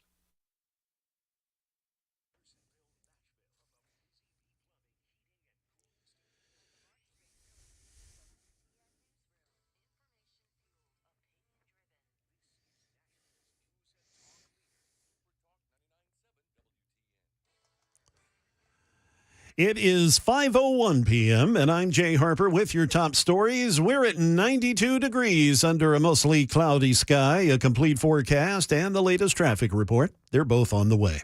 A Long Island, New York man is charged in 3 murders in connection with serial killings in New York. Here's ABC's Dave Packer. New York City architect Rex Heuermann, a husband and father of 2, taken into custody in connection with the murders of 3 women whose bodies were found along Long Island's Gilgo Beach. The women's bodies found covered in burlap in December of 2010. Been a long time without answers, said New York Governor Kathy Hochul. This is a day that is a long time in coming, and hopefully a day that'll bring peace to this community and to the families. Peace that has been long overdue. Heuermann is also the prime suspect in a 4th victim's death. Friday's arrest came after Suffolk County's new police commissioner created a special Gilgo Beach homicide investigation task force in February of last year. Transgender females are now banned from competing in women's international cycling events, the world governing body of the sport announced today. In a press release, Union Cycliste Internationale, the governing body, said it took scientific evidence into account when making its decision. Here in Middle Tennessee, police say a cheerleading coach in Franklin has been arrested on multiple sex crime charges involving a minor. The 27-year-old coach, James So, is charged with aggravated rape, 4 counts of statutory rape, 3 counts of rape, and 2 counts of sexual battery. Police say the charges stem from a single encounter with a 17-year-old female at Premier Athletics on Gothic Court in Franklin. And an 11-month-old baby girl here in Nashville is expected to make a full recovery after overdosing on fentanyl. Police here say that they've arrested the infant's father, 27-year-old Aris Babbery, who faces child endangerment and drug charges. Police say the father reported his daughter took a piece of paper from a bathroom trash can and put it in her mouth. Well, police say that the little girl had white residue on her lips and was having difficulty breathing. The child later tested positive for fentanyl and cocaine. Police say the child's mother was not present at the time of the incident. That is the latest news. Traffic and weather, they're next. I'm Jay Harper, WTN News.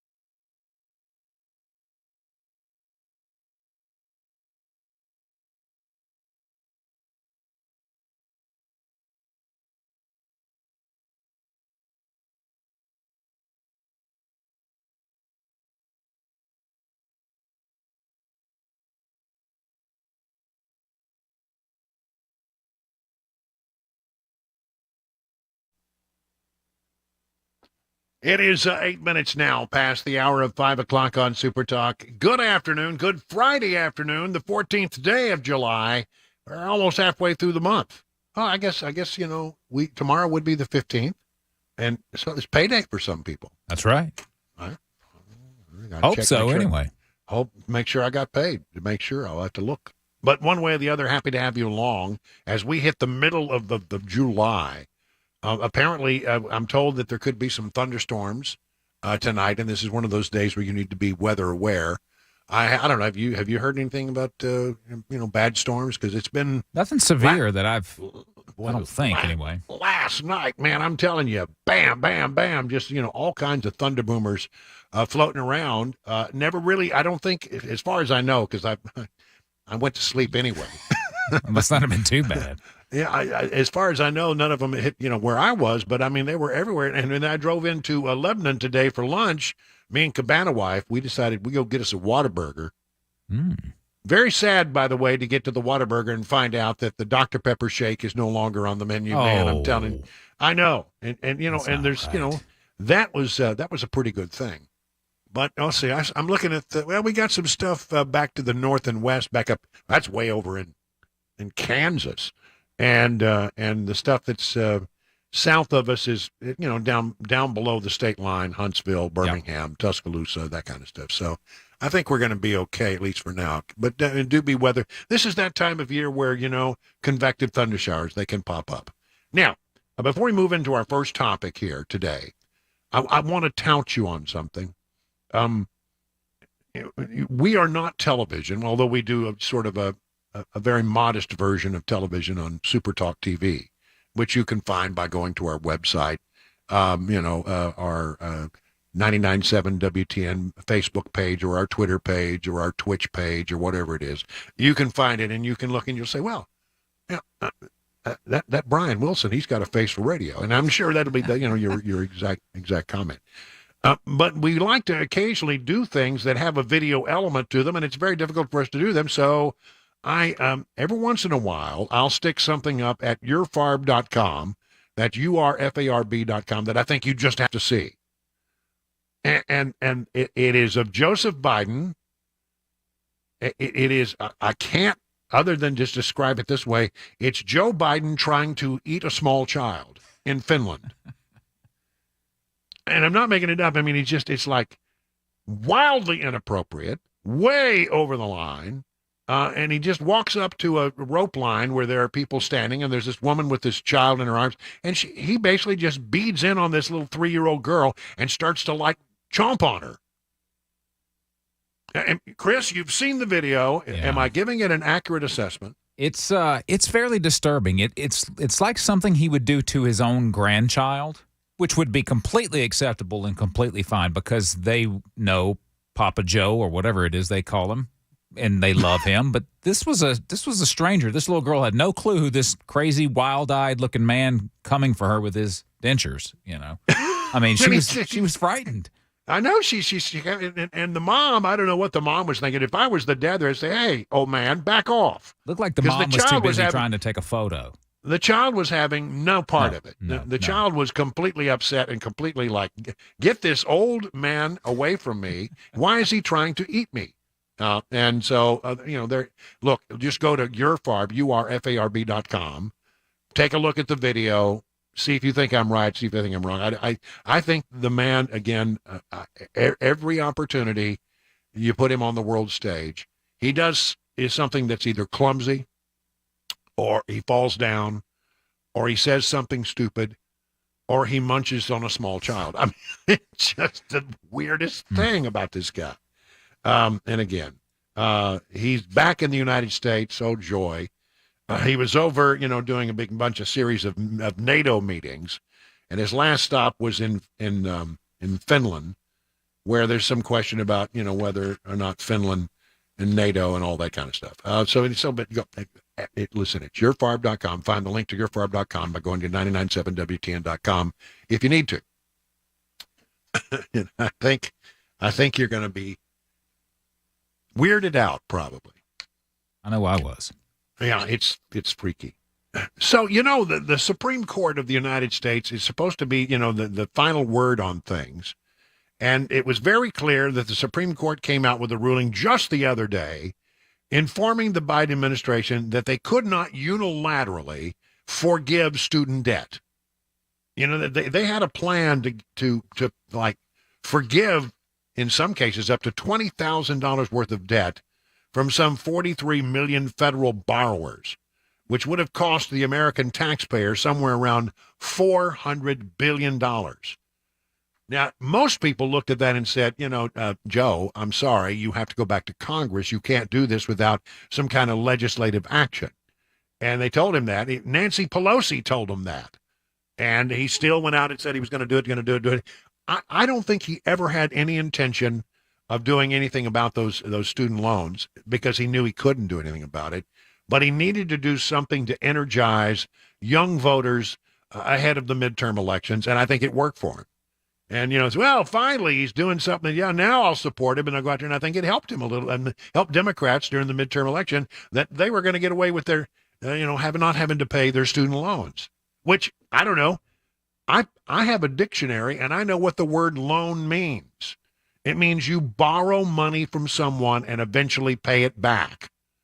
If you've gone to a college, you probably have heard that word before, and you know what it means, and it means you're supposed to pay it back.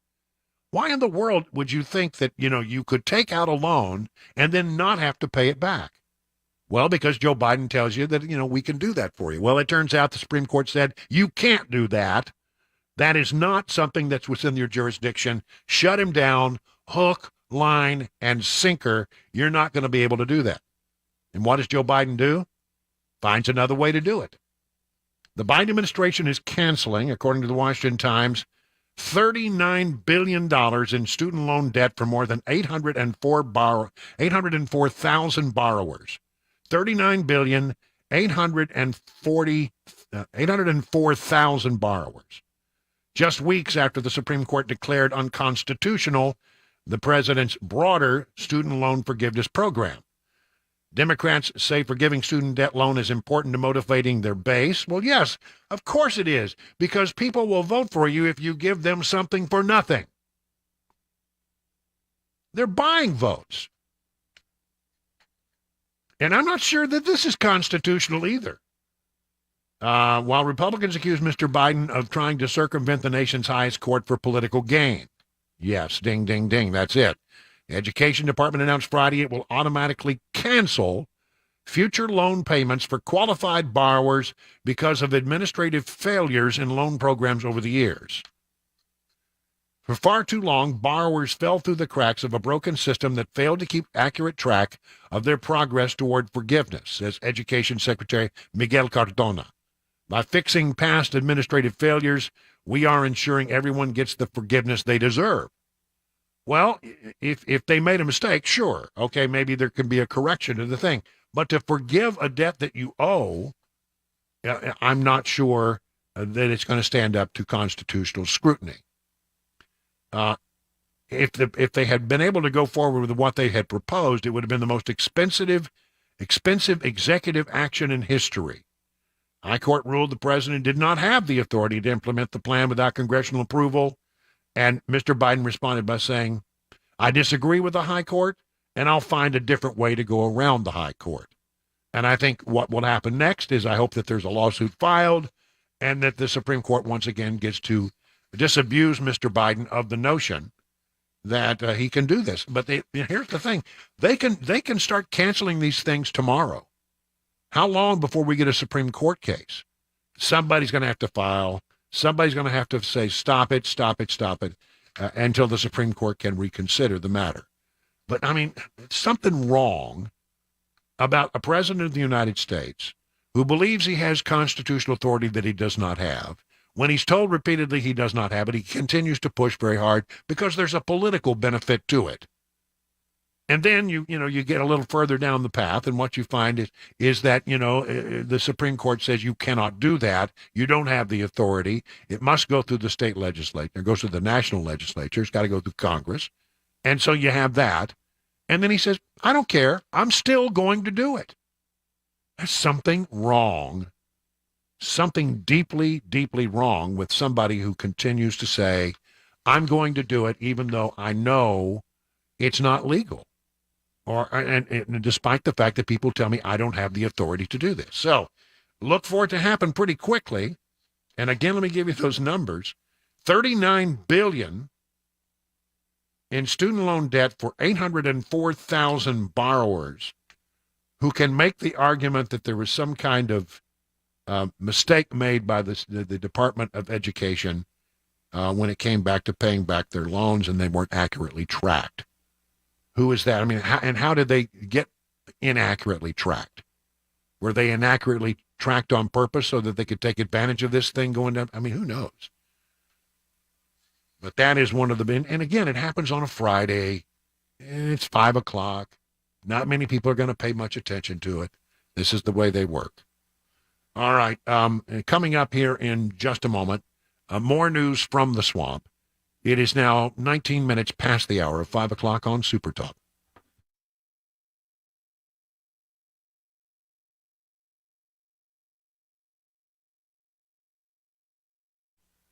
How are you faring in the rough and tumble market? The experts at Beacon Capital Management understand it can be a little scary, but here's the thing. Beacon Capital Management has a plan to assess where you are and then help you make any mid-course corrections that may be needed. Could be just a minor thing. Could be you need to really look at it pretty closely. Do you know? Why not turn to some people who can give you some peace of mind to tell you you're on the right path? Beacon can provide you that reassurance. It starts with a simple phone call. Just call this number, 615-488-9303. That's 615-488-9303. The experts at Beacon will take it from there. I mean, what do you have to lose except for all the worry? So get started today by making that phone call. You'll be able to rest easy knowing you have a plan that meets your retirement goals. Replace the worry with confidence that you're on the right path, that all the T's have been crossed and all the I's have been dotted. Again, the number is 615-488-9303. The experts at Beacon stand ready to take your stress away. Learn more at askbeaconnow.com.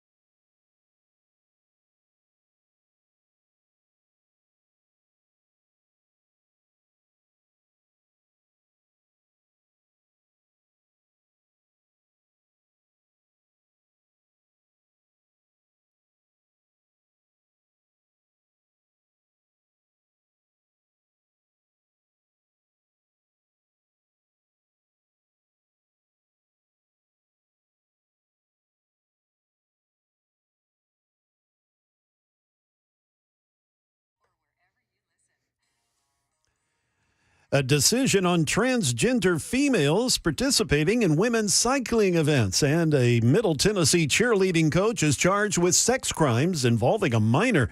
I'll have those stories and more at 5:30. I'm Jay Harper on Super Talk 99.7 WTN.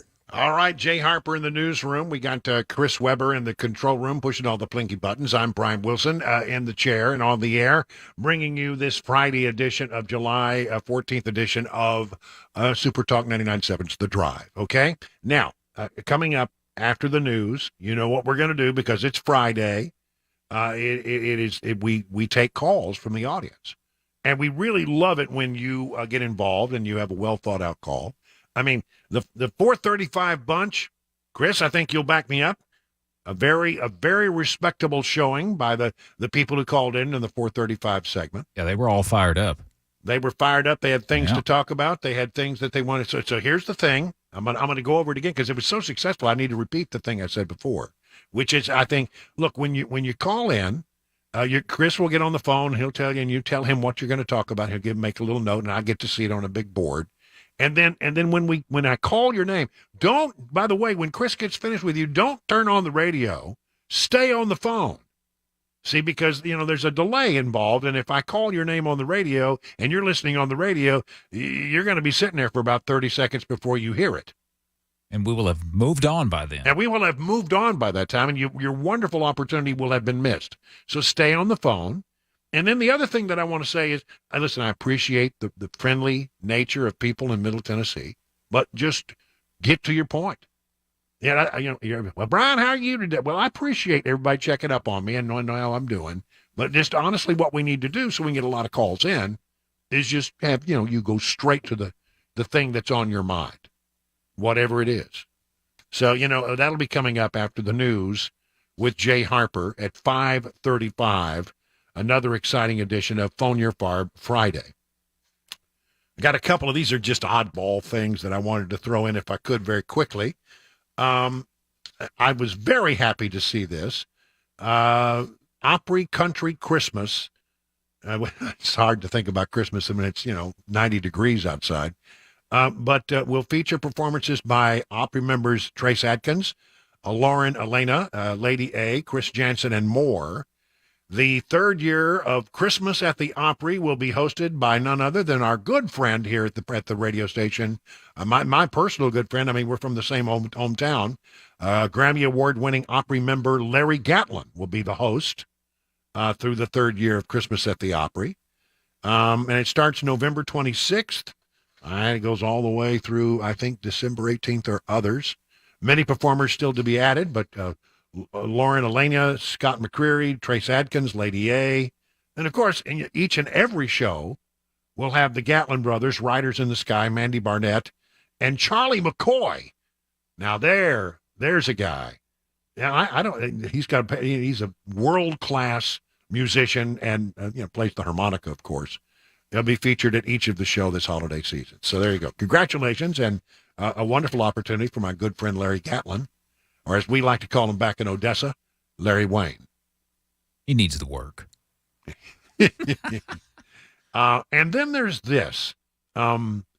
It seems like throughout my entire journalistic career, you see these stories, they come and they go. First you'll hear, for example, that the pink stuff that you put in your coffee, which I think is saccharin. That's correct. Sweet and low is saccharin. Mm-hmm. You heard for years and years, well, this stuff will kill you. I mean, this stuff is, and I was raised on sweet and low in your iced tea, sweet and low in your coffee. I got to where I really just like the taste of sweet and low in those two things. See, I knew when I was like 5 years old and I drank my grandmama's sweet tea that was made with the saccharin tablets, that stuff will kill you. Ooh, that was nasty. Yeah, I love it. I don't know. But they told you this stuff will kill you. And then they come back and you check out. There are you can find 10 stories on the internet. They no longer believe that. They say, no, that's really not true. It's in fact, some people say it may have antioxidant qualities, I think. So, people no longer badmouth the saccharin, the sweet and low, the way they did for a while, where they said, it'll kill rats, it'll kill you. I don't know. But apparently they've taken that back. But here's another one. Aspartame. What is it? Aspartame. Yeah. I always want to mispronounce that word. Aspartame may cause cancer, says a global health body. The World Health Organization's cancer research arm has labeled aspartame as a possible carcinogen, casting new doubts on the safety of one of the world's most common artificial sweeteners. The organization's International Agency for Research said recent studies suggest that aspartame may be linked to a higher risk of liver cancer, but a different agency within the WHO, the World Health Organization, said it would not change its guidance for how much aspartame can be safely consumed in a day, saying the substance was not shown to absorb into the bloodstream. So I don't know. Again, if you wait long enough, the stuff that you use, they'll tell you it's bad for you, and then you wait a little longer, and they'll come back and say, "Oh no, it's good for you." I mean, this happens all the time with coffee and tea. Yep. Coffee. It's bad for you. No, coffee's good for you. Coffee's bad. I mean, you wait a week and you'll get a different study that tells you one thing or the other about coffee. I personally think coffee is pretty good for you. It's good for me every morning. I can tell you that. Listen, I got to have me some coffee right off the bat. But aspartame, I just raise it. You decide, you have the information. I'm going to continue to use the pink stuff. Don't at me. You can have all you want. Just don't give me none of it. Yeah, and I tell you how much I care about getting that in my coffee and my tea, is that I bought a box of Sweet and Low and put it in the car. You keep it in the car? I keep it in the truck, yeah. Just so that, in case. Just in the glove box. You go in some places and they won't have the pink stuff. They don't have it. Yeah, I've noticed that. That's right. You go to Starbucks anymore, they won't give you any pink stuff. They frown upon it. Well, they give you some pink stuff, but it ain't that kind of pink stuff. No, it ain't. It ain't. All right. 5:30 now on Super Talk 99.7.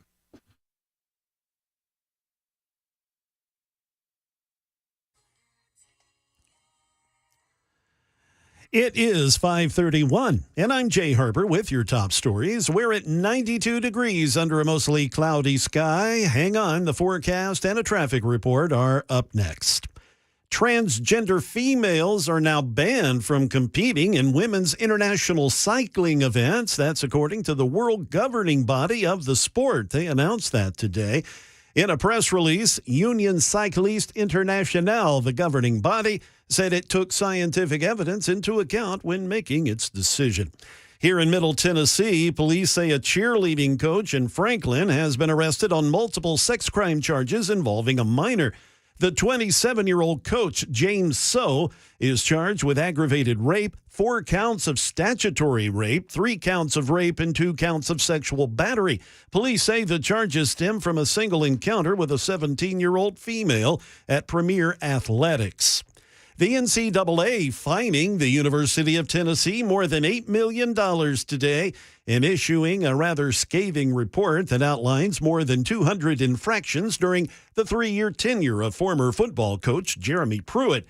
Most involve recruiting infractions and direct payments to athletes and their families that totaled approximately $60,000. Pruitt was terminated as the football coach in early 2021. That is the latest news. Traffic and weather, they're next. I'm Jay Harper, WTN News.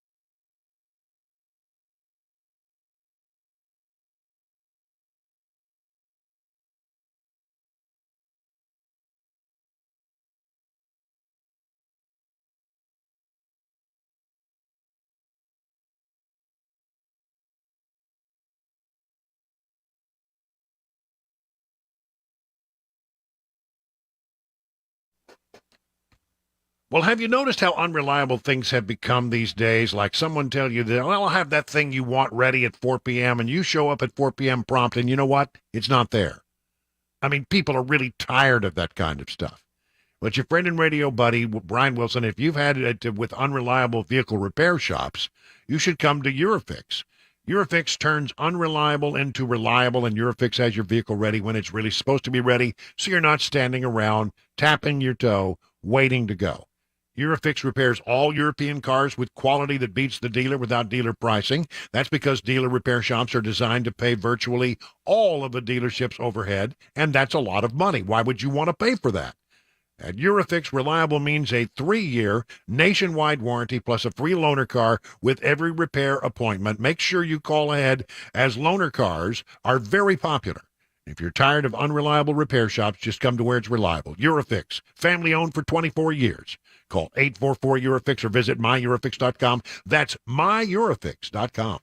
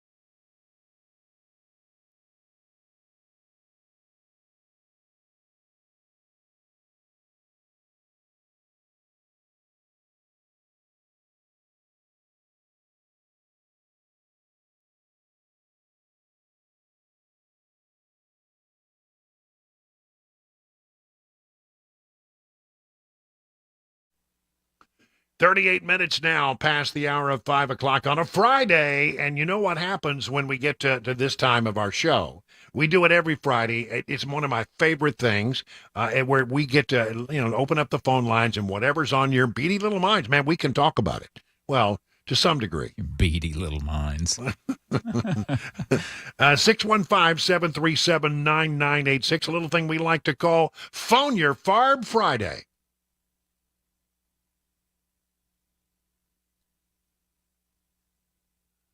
That's right. Listen, maybe you have a bee in your bonnet. Maybe you have a burr under your saddle. Maybe you have a bug in a place where we really hope you never, ever find a bug.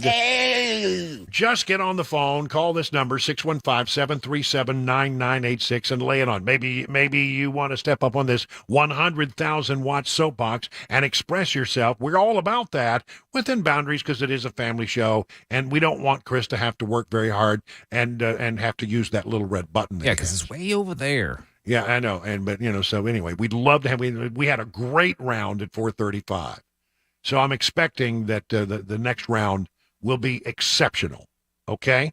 And the phone lines are coming in 615-737-9986. Billy in Murfreesboro. Billy, good afternoon. You're on with Brian on the Drive. What do you say, Billy? Brian, you're awesome. Well, thank you. I appreciate that, and I wholeheartedly agree, but thanks. Listen, I was watching a documentary on 9/11 last night on YouTube, and they referenced you. It was really? Fox Main News Desk said, our very own White House correspondent, Brian Wilson, has just confirmed that indeed was a plane that crashed into the Pentagon, and the White House is being evacuated. Well, I think it's a little different than that. My memory of it is I was on Capitol Hill that day, and I was I was sent there to go to Capitol Hill, and we were upstairs trying to figure out. I mean, we'd already had seen the attacks in New York, and everything was on. We were trying to figure out, well, are they going to shut down the Capitol? Are they going to shut down the White House? Or is government going to shut down while we try to figure this out? And it was while I was up there that they closed the Capitol and announced that the Pentagon had been hit. I went to the front of the Capitol and continued to report as best I could, and it was really quite the scene. I'll never forget it. And as I got through with one live shot, I had a police officer friend who walked up to me and said, "You've got to get off the Capitol grounds." And I said, "Why?" And he said, "Because there's another plane coming. It's about 20 minutes out. And it's northwest of here, and we need to get everybody off the lawn." And that turned out to be the plane that went down in Pennsylvania. So, yeah, I mean, that was my day. And then I ended up over at the Pentagon later that day until about 10 or 11 o'clock that night. So quite a day. I'll never forget it. But, yeah, every once in a while somebody, I understand the place where the plane went down in Pennsylvania, I forget the name of the town. It escapes me. I'm sorry, but there at the scene they have a video presentation. I've been told, I've not been there, that this piece of video appears there as well. So it was a day I'll never forget as a reporter. But thanks for that. Appreciate it. Christian in Columbia, you're up next on the Drive. What do you say, Christian? Hi. Yes, I was just wondering if you had any information about the powdery substance that was sent to the State House a couple weeks ago, because I haven't heard anything about that since then. Well, the powdery substance that was, they had some unusual, well, apparently it was not dangerous. They found out it wasn't like cocaine, it wasn't like anthrax or anything like that, but I've heard no further information about it. But a good question, and I'd forgotten all about that. I'll check in and see if I can get some answers. I got places I can go for that kind of stuff. All right, Monica at calling in from White House. Monica, you're on with Brian on the Drive. What do you say, Monica? Hi, Brian. Hey. If you've talked about this, I've missed it. I know others have. I want everybody to go see the movie Sound of Freedom, and they can get free tickets if they can't afford to go. Do you want the link or the website? Yeah. It's angel.com/free tickets. Yeah, I have heard about this, and it's my intention to see it. I have not seen it yet, but it's getting great reviews. You're absolutely right, Monica. By the way, speaking of movies, I mean, there's several things I want to see. I mean, I think I probably want to see Oppenheimer. I don't know whether I'm going to like it or not, but I think it's, from a historical standpoint, I just love those kinds of movies. And I hear the Hollywood buzz on it is very strong, but I'm not sure that I'm going to agree with the Hollywood buzz one way or the other. Looking forward to seeing that. Oh, yeah, and Mission Impossible's coming out. Tom Cruise never fails to entertain. All right, let's see. Vicky in Alexandria. Vicky, good afternoon. You're on with Brian on the Drive. What do you say, Vicky? Hey, Brian. Thank you for taking my call. I am a healthcare professional, and my husband is currently going through chemotherapy, and I am astounded by the costs of the medications. And thank God we have healthcare, and I haven't retired. I was supposed to. I cannot believe we have to do something. One shot that he gets in his arm to increase his white blood cell count is $8,000. Good Thankfully, Lord. our $8,000, Brian. Thank God my insurance covers it. But I cannot imagine somebody that's going through the same therapy that he's going through, not being able to afford it and saying, I'll just go instead. You know, see the good Lord and not accept the treatment because I can't afford it. We have to do something about this. This is not, I know this is not current news, but it is something that happens every day to everyday people, and we really, really, really have to think about this. When I'm having such frustration with the medical system as it exists today and how it all works. As somebody who's been going through a little bout myself with a thing, and boy, I'm telling you, I've said it before, I don't mind sharing it. I've been battling of late with a case of shingles, which is, boy, I wouldn't wish that on my worst enemy, and I've got, people that I really dislike. I still wouldn't wish it on them. It's horrible. And what it seems is, you end up going through these processes, and every doctor tells you something different, and I'm not sure that there's a great deal of cross-checking about some of this stuff. And I'm just, I'm very frustrated by the process as well. But God bless you for what you're going through. $8,000 for one shot. Oh my God. One shot. Vicki, his chemotherapy every 2 weeks is $11,000. Gee, money.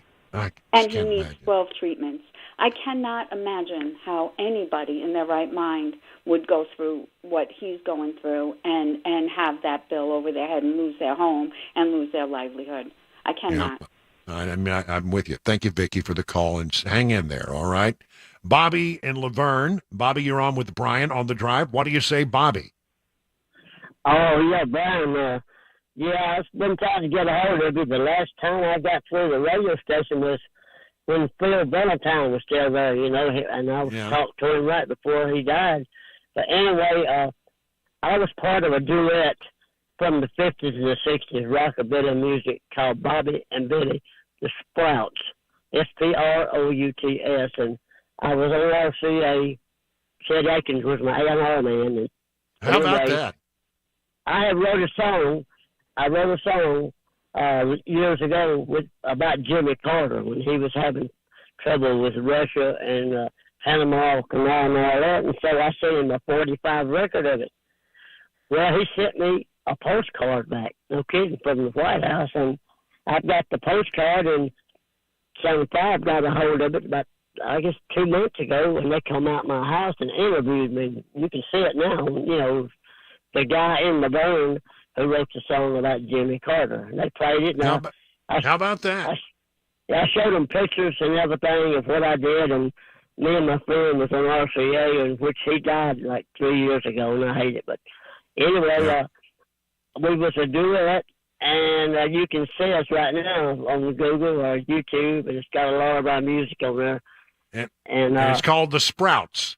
Yeah, The Sprouts, Sprouts, Bobby and Billy. And Bobby and Billy. Phil was playing our music on there. He said, maybe I can bring y'all back. And I was on American Bandstand, Dick Clark, December 9th, 1957. Wow. And, I love that there's so many people in this town that have that kind of background. I am not familiar with the Sprouts, but I will take some time this evening to look it up and listen to a little bit of it. But I'm telling you, man, I'm all about the rockabilly. I really am. I mean, I love that rockabilly sound. I truly do. Let's see, we got time for a couple more here. Let's go to David in Hendersonville. David, what's on your mind today? You're on with Brian on the drive. How you doing, Brian? Doing well. The gentleman that was just on the phone, I remember when he called in and talked to Phil. And Phil played a little bit of that. Anyway, either a hunter's wake-up medicine that they found at the White House, and they just dismissed and, shrugged it off, not going to do anything about it. That's just another sign to me that nothing's going to be done to them for the crap that they pulled. I'm not sure that you can say nothing, because I still think the House of Representatives is going to be digging, and they have a reason to get at the truth here, and they're not going to pull their punch if they can get at it. But I'm telling you, it's becoming quite frustrating how, the Department of Justice, the FBI, somehow somebody finds a way to bureaucrat this stuff to death so that nothing ever comes of it. And it's immensely frustrating, and I think the American people have had enough. We got a poll here, I'll read it maybe coming up here in just a moment, that suggests that, even 39% of Democrats now believe that our president is a crook. I don't think that bodes well for his reelection effort, but even 39% of Democrats, 80% of Republicans, 56% of independents. It's a sad, sad situation. David, thank you so much for the call. Brian, I had a chance to pull up a little bit of the Sprouts. Oh, really? Hear some of the Sprouts. Yeah. This is one of their songs from 1957, Goodbye, She's Gone.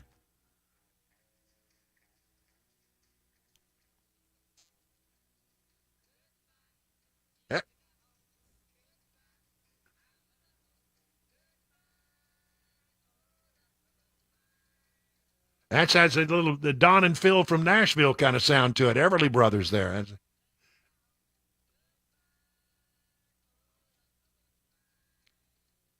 Well, that's going on the iPod, that's for sure. It's 51 minutes now past the hour of 5 o'clock on Super Talk. A Roth IRA versus a traditional IRA. Which one should we do? A lot of people struggle over this particular decision. And I'll just give you a couple tools to figure out what might be better for you. Think about it this way. Let's say if I had $1,000 that I was thinking about investing, that was income, $1,000 of income. With an IRA, let's say that you're in a 30% tax bracket. Let's say there is such a thing. And you want to put this money in an IRA. You're going to save $300 in taxes. Now, if you go post-tax with like a Roth IRA, this is how much goes into the Roth IRA. Now, let's say that later on down the road, we have this money and it didn't grow at all, just to keep the math really simple.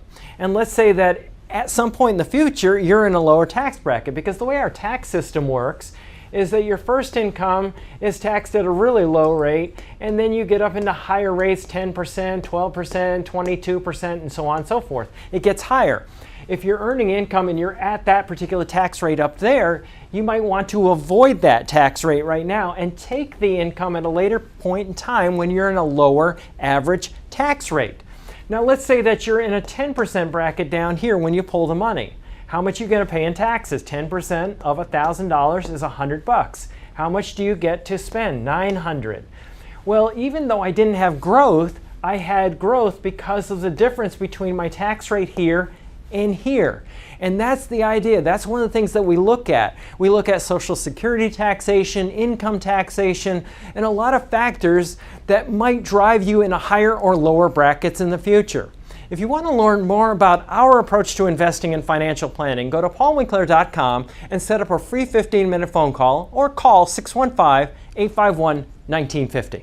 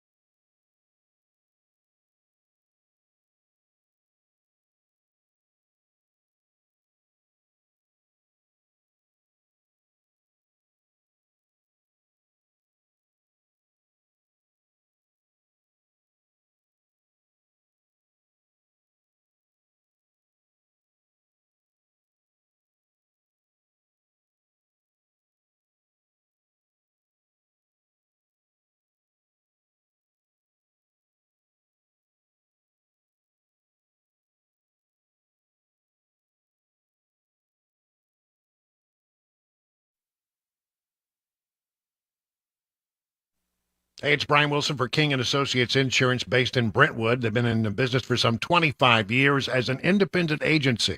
And that's an advantage, believe it or not. It truly is. So let's talk about you. You call them up. First of all, you dial this number, 615-329-8121. The first thing you're going to notice that's different, because this is an independent agency, is there is actually somebody who will pick up the phone and talk to you, an actual human being, every time. Well, that's good, because they want to give you great customer service, and they can afford to do that because, they're an independent agency, and they can look at your needs and come up with the right kind of insurance to meet your needs. And they can shop around too, so they're not stuck with just one or two options. They can look for the very best option that gives you the best bang for your buck, great insurance coverage at a reasonable rate. Multi-policy discounts, you can save a ton of money, 20, 25, 30, 35%, huge savings. So get your royal review with King and Associates Insurance. Simply log on to tkinginsurance.com. Again, that's tkinginsurance.com. King Insurance and Associates, royal treatment and great rates.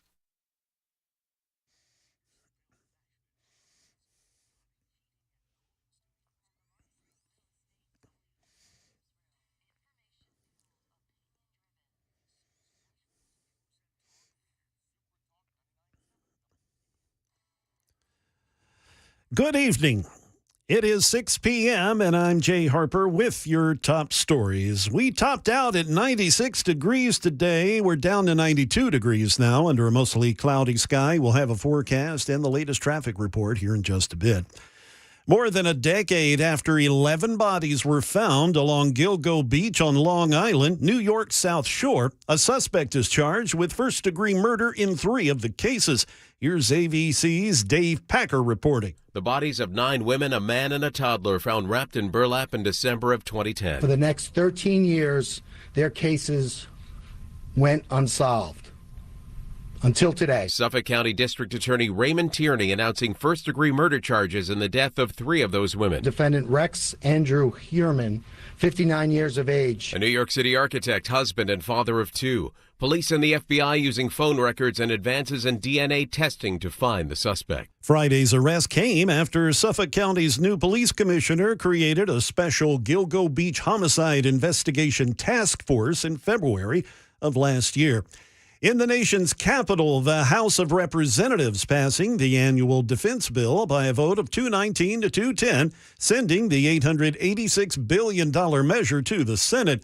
Republicans pushed through several conservative policy amendments, including eliminating diversity and inclusion offices in the military, barring the Pentagon from doing training or support for certain race-based concepts, and banning books with gender ideology from libraries. Many Democrats not happy with the bill. Here's House Democratic leader Hakeem Jeffries from New York State. It is woefully irresponsible that extreme MAGA Republicans have hijacked a bipartisan bill that is essential to our national security and taken it over and weaponized it in order to jam their extreme right-wing ideology down the throats of the American people. The National Defense Authorization Act has historically been receiving bipartisan support, but most Democrats have opposed this bill because of the controversial amendments.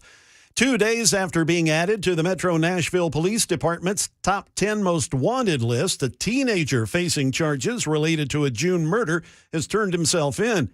Officials say the 26-year-old Eric Wiggum was shot multiple times back on June 25th along Edge Hill Avenue following a conversation with 19-year-old Kristen Collins. Wiggum was brought to Vanderbilt Medical Center where he later died. According to authorities, Collins surrendered earlier today. He's been charged with criminal homicide and 2 counts of felony probation violation. That is the latest news. Traffic and weather, they are next. I'm Jay Harper, WTN News.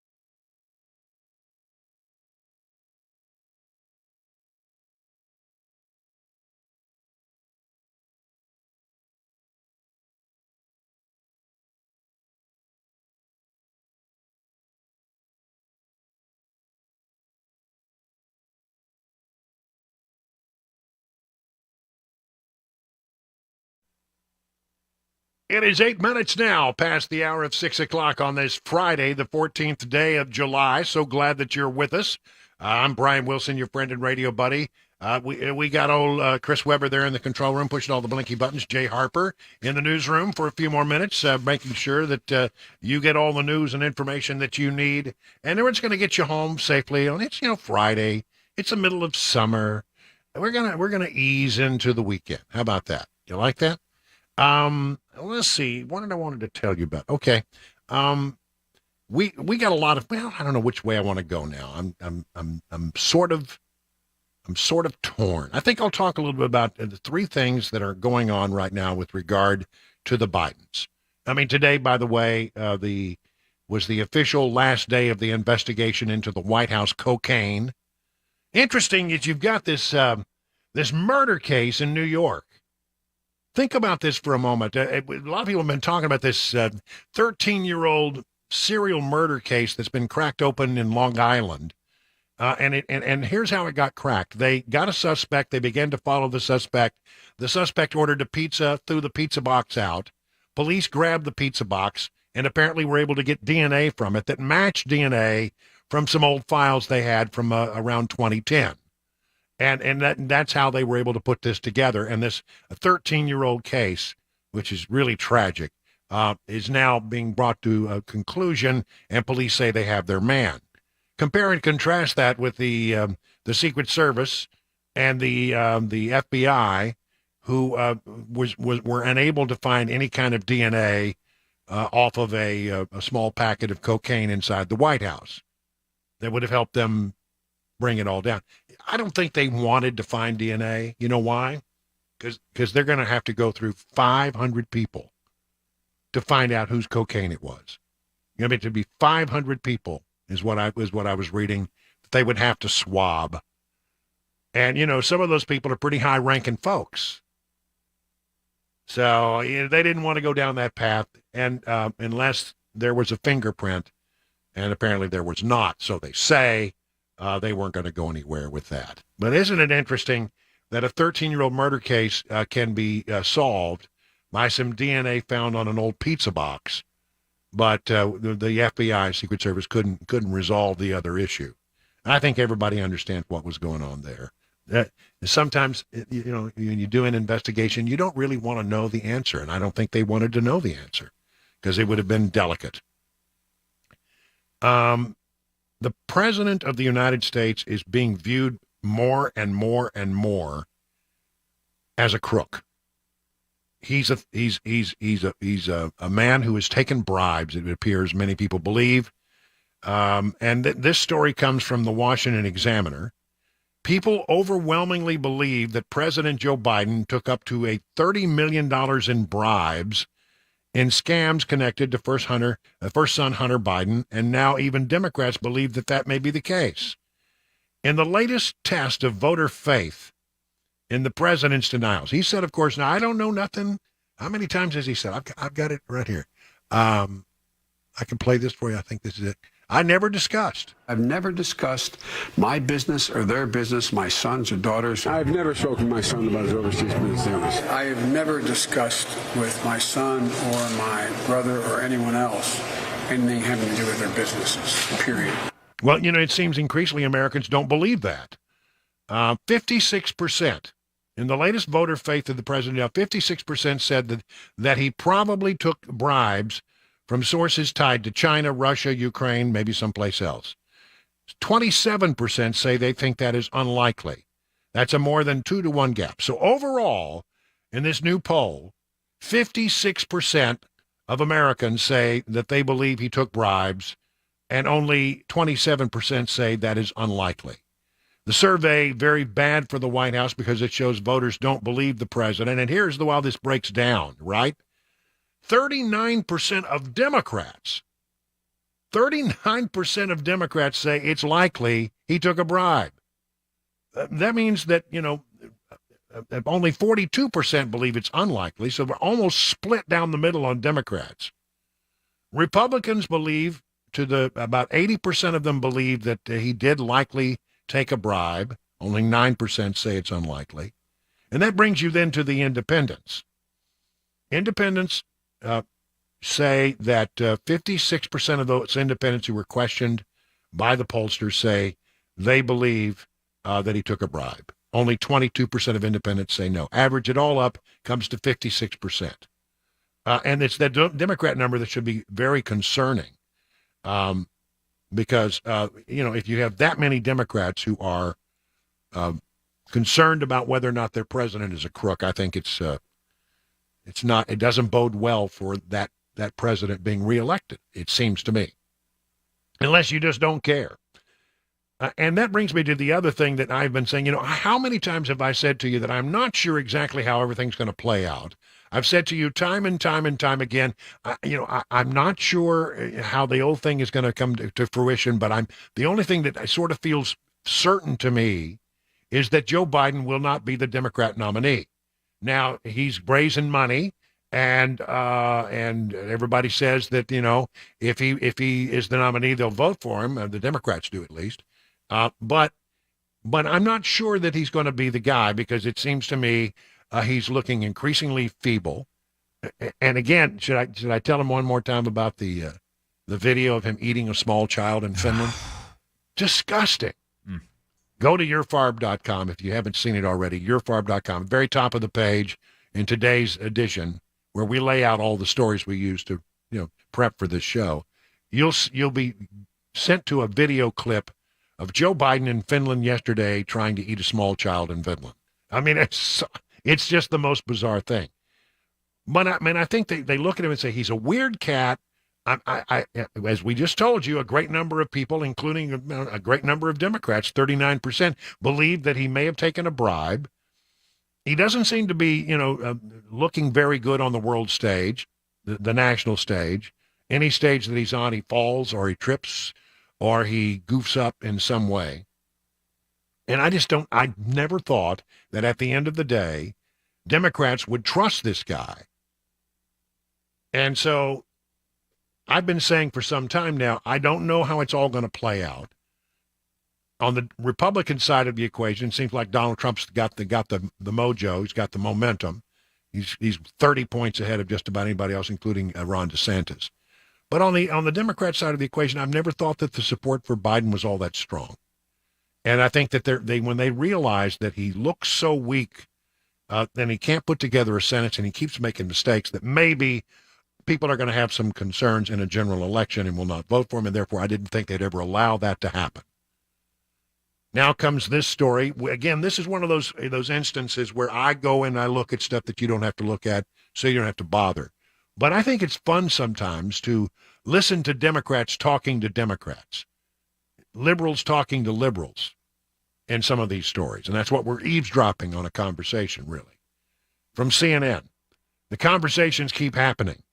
Quiet whispers on the sidelines of events, text, emails, furtive phone calls, as top Democrat and donors reach out to those seen as possible replacements for Joe Biden. Get ready, they urge in conversations that aides to several of the people involved have described to CNN.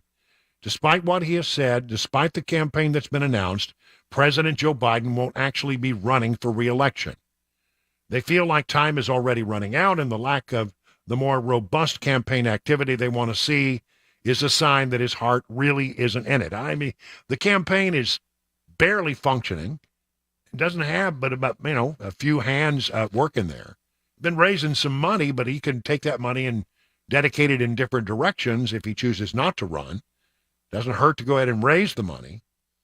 It's a persistent sense that the inner circle of advisors to the president and several of his very few aides who have been hired for his re-election campaign dismiss as absurd. Of course he's running, they say. Of course they're taking preparation seriously. And with the always President Biden chip on the shoulder, of course, they're being written off again by the purported wise elders of the party and pundits who still refuse to take him seriously. And so, my point is, this is exactly what I've been saying. Now you're hearing the Democrats starting to worry. They're starting to, whisper. They're picking up the phone calls. They're texting people. We've got to find somebody to replace this guy because he can't win. And I think the Democrats are very worried about putting forward such a weak candidate. They need to raise a lot more money than they have raised, but they haven't done badly in that regard. So on the Republican side of the equation, it comes right down to it. I think Donald Trump gets the nomination unless something huge changes. I don't see that changing. One of the things that's going to happen is there's going to be a debate among the second tier, DeSantis and Pence and Ramaswamy and all the others who are running there, who are considered the second tier. They're way behind Trump, but they're going to go to a debate, and my guess is Trump is not going to participate in the debate, and that will be an opportunity for somebody to score some points that find favor with the American people. It looks like, the person who has the most to lose here or gain would be Ron DeSantis because he'll show up. But the question is, will Trump show up? And the general sense is he won't. So, but from right now, if you had to twist my arm and say what happens, Donald Trump gets the Republican nomination. It could change, but that's the way it feels pretty securely right now. On the Democrat side of the equation, I'm not sure who's going to be the nominee, but I'm pretty sure it's not going to be Joe Biden. That just doesn't seem to be coming together. He's going to try to do some stuff, though, and we've mentioned before, today, even though the Supreme Court told him he couldn't do this, he's come up with a plan to cancel $39 billion in student loan debt for more than 804,000 borrowers. And, the Supreme Court said, well, you tried to do this before and you can't. He says, well, I've got another plan, and it's not as big a plan as what we had before, but I think this will work. It'll be interesting to see whether, charges are filed, injunctions are ordered, and it goes back to the high court very quickly for sorting of a dressing down. Because, you don't just tell the Supreme Court, yeah, thanks for that. Never mind. I'm going to ignore what you just said. But still, somebody has to bring the case. It'll be fun to see how that all unfolds. 20 minutes now past the hour of 6 o'clock on Super Talk.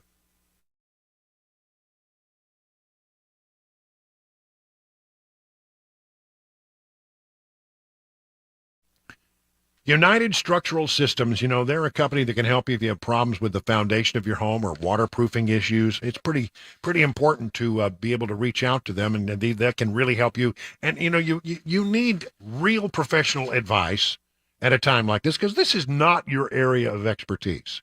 And you don't want somebody trying to sell you something that you don't really need. So how does that go over? Well, I'll tell you, I have a whole list of people here who are very, very happy with the way they've had their experience with the folks at USS. This is a super professional company from top to bottom. Absolutely the most professional, proficient, and neat team of tradesmen I've ever worked with. Lifted a front footer which involved significant digging and foundation work. When they left, you would never know that 4 men with heavy equipment had ever been there. Absolutely perfect. I'd like to pass a special thanks to Wyatt and Adam. Never seen a better or more professional group of people. That came from Philip. He had a great experience, and you will too. Listen, just call them at the number, and they will come out and check it out. Here's the number, 615-488-7855. They'll come out and give you their best advice. You don't pay a penny until the job's done, and you are satisfied. USS serving Middle Tennessee, Southern Kentucky, Northern Alabama, online at USSTN.com. And again, that number, 615-488-7855.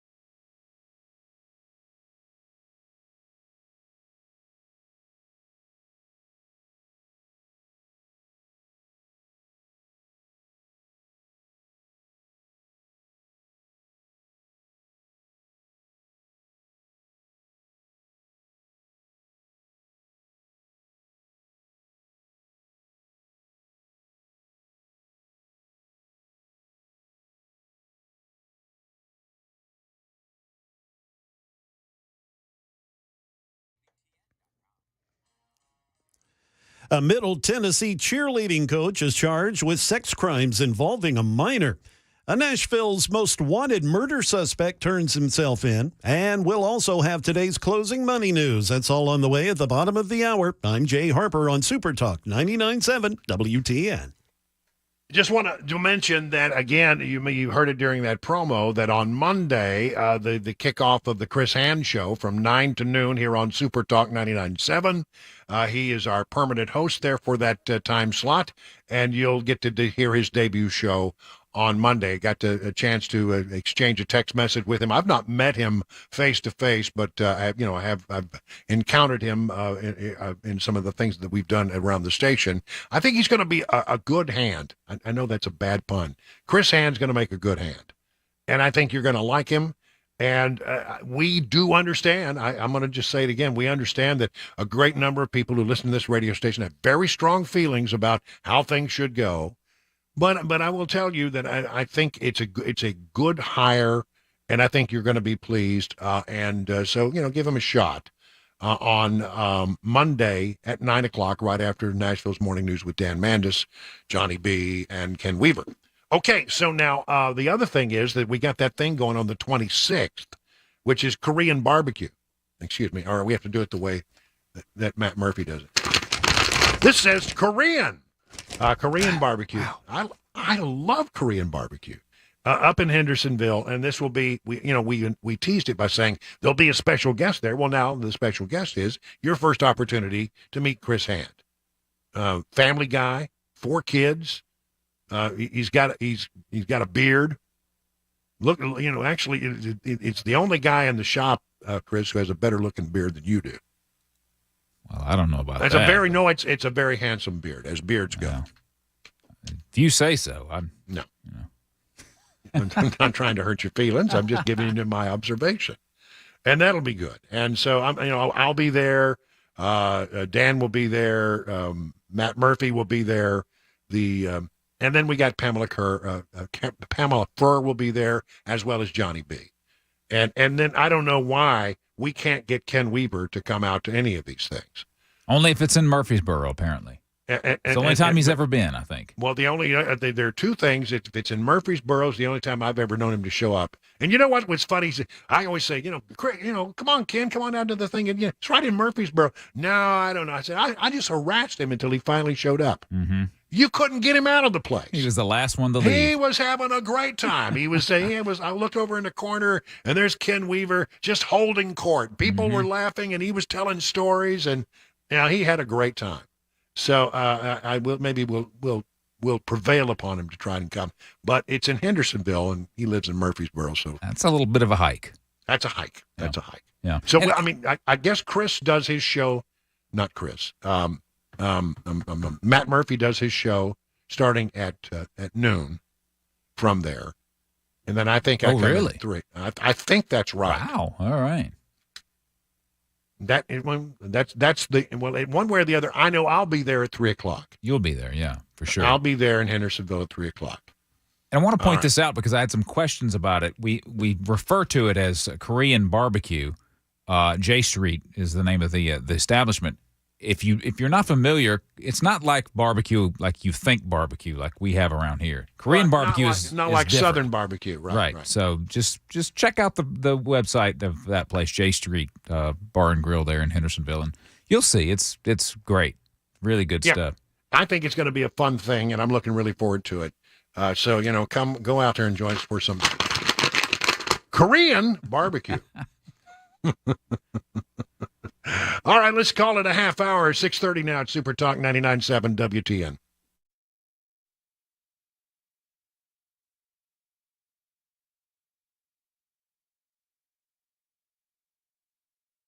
It is 6:30, and I'm Jay Harper with your top stories. We topped out at 96 degrees earlier, but we're at 90 now, still under a mostly cloudy skies. Your weather forecast and a traffic report are all on the way.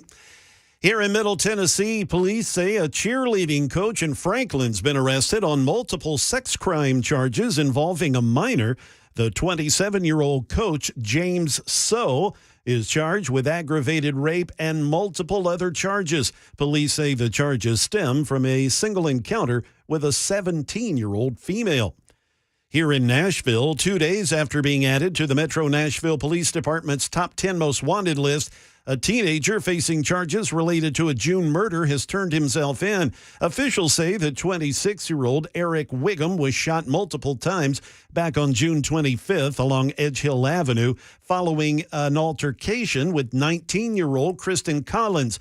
Wiggins was brought to Vanderbilt Medical Center where he later died. According to authorities, Collins surrendered earlier today. He's been charged with criminal homicide and 2 counts of felony probation violation. With the closing money news, here is Dave Packer. From ABC News Wall Street Now.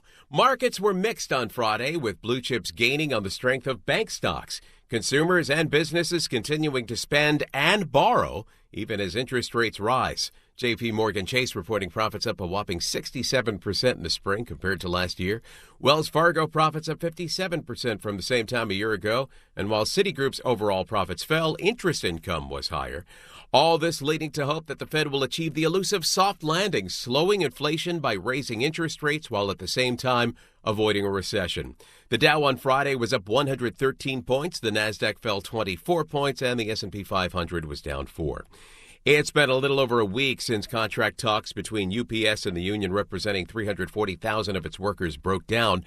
Now the shipping company saying it will begin training non-union employees in the U.S. to step in should there be a strike if no agreement is reached by the end of this month. That is the latest news. Traffic and weather, they are next. I'm Jay Harper, WTN News.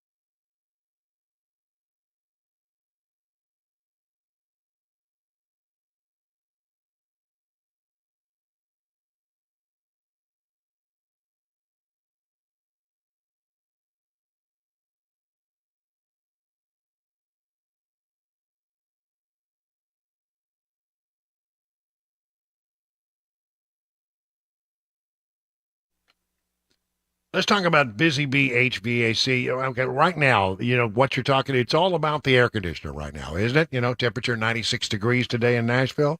If your air conditioner's not getting it done, call the people I would call. Call the folks at Busy Bee, 615-775-7833. They'll buzz right over to your hive and see what they can do about getting you back up and running. I'm telling you, I've done it. They've been very helpful to me. Now, here's the thing. Maybe it's a repair, but I want to warn you that, these things are not meant to last forever.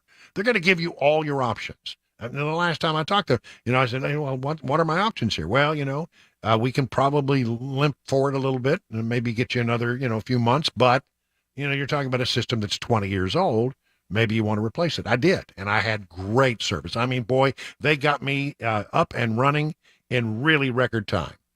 And they do that with HVAC systems and plumbing systems as well. You might want to become a member of the Beehive Club for as little as $99. You get 3 thorough maintenance services on your systems, one aimed at heating, one aimed at cooling, one aimed at plumbing. No overtime charges 24/7, 10% off all repairs.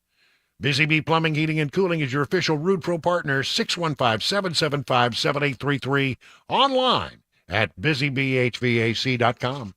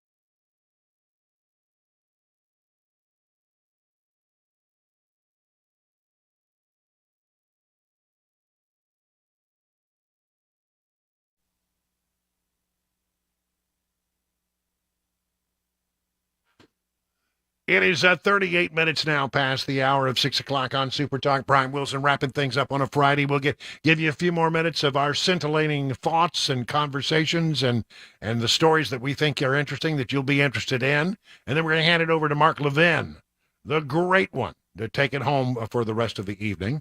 And so thank you for being a part of what we do here on Super Talk 99.7. It's been a very interesting show. I think I'm just going to go ahead and call it, Chris. I think our Phone Your Farb Fridays today were among the best we've ever had. I will agree with that. Yeah, I was thinking that myself. See, and we love it when you participate, and it's all great fun to have you there. Very quickly, it's not a story that I think a lot of Americans beyond those who live in the New York area know about. But they've really cracked open a long-running serial murder case in Long Island, along Gilgo Beach, it appears. Police in New York have arrested a guy named Rex Howerman in connection with the Gilgo Beach murders, in which 11 sets of human remains were found strewn along a suburban beach highway in Long Island, starting in 2010 through 2011. And many of them were thought to be escorts. And so how did this happen? Well, apparently they got a bead on a guy. I mean, it's 13-year-old investigation. And they got a bead on a guy, and they got apparently the person went out, this Rex Harriman guy went out and bought a pizza and ate most of it and then dumped the box in a trash can. Police have been following him, got the box out of the trash can. Were able to get a DNA match. In other words, they were able to test the box, test some little scrap that was left on the plate for his DNA, and then they got a match on apparently it was a hair fiber that they had found at one of the crime scenes. And so now they believe they have their man, and that's pretty. Compare and contrast that to the actions of the Secret Service and the FBI as they were unable to determine if there was any DNA on that little bag of cocaine at the White House. Funny, it seems like they could have found something, but they didn't. Anyway, that is a fascinating story and one that will be watched, and everybody's now pulling all the stuff. This is a story, I don't remember it. I honestly, in 2010, what were we doing where I don't remember this? It just doesn't ring a bell with me. Maybe it's because it was mostly covered locally in New York. And that's why it's getting such big coverage now, because that's where all the networks, of course, are located, and they remember the story. But one way or the other, that's one that I think is pretty fascinating. So there's that. What else did I want to talk about?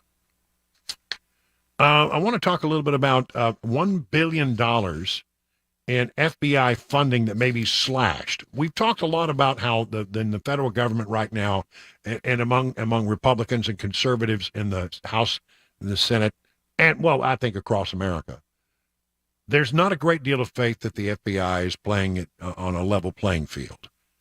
I mean, it seems as if that there's one standard of justice that is employed at the Department of Justice for anyone who has a D after their name or whose last name happens to be Biden, and a completely different level of kind of treatment that they receive if there's an R after their name, or if their name happens to be Trump. I mean, boy, if you got something on Trump, they're gonna jump in it, and they're gonna move with alacrity. They're gonna move quickly to get this thing. Well, we got to get this figured out. We got to get this. But if it's Biden, you wait so long that the statute of limitations runs out on some of the best charges. It's just it's maddening. And so Republicans, House Republicans, well, you know what? They do fund. They have something to say about the funding of the FBI and the Department of Justice and other things. This comes from FoxNews.com. House Republicans on Friday advanced legislation that would cut FBI funding by $1 billion and rein in what the GOP says is the over-politicization of the Bureau. Party line vote, House Appropriations Subcommittee approved the Commerce, Justice, Science, and Related Agencies funding bill for 2024. The legislation goes further than the spending deal reached by House Speaker Kevin McCarthy and President Biden by steering overall funding levels to those seen in 2022 rather than 2023. For the FBI, it means a 9% cut in funding, The bill chomps discretionary funding for the Bureau from $11.3 billion to $10.3 billion. That big chunk, that cut is $400 million, is a reduction that will be found in FBI salaries and expenses. But the bill also imposes new spending limitations. So they're trying to send a message here. If you want to be dealt with, and you want to get the money you need to run your little FBI, well, then you're going to have to start doing things in a more fair manner. And I that is a message that's, how will this ultimately be resolved? The Senate has to get involved. President has to get involved. Who knows? But when you put them in the middle of funding measures, it's difficult. There's a whole different standard about how difficult it is to kill them. I think they're going to send the message. Now, I remember arriving in D.C. and all through the 90s for sure, and maybe into the 2000s. Every year there'd be talk about the new FBI headquarters.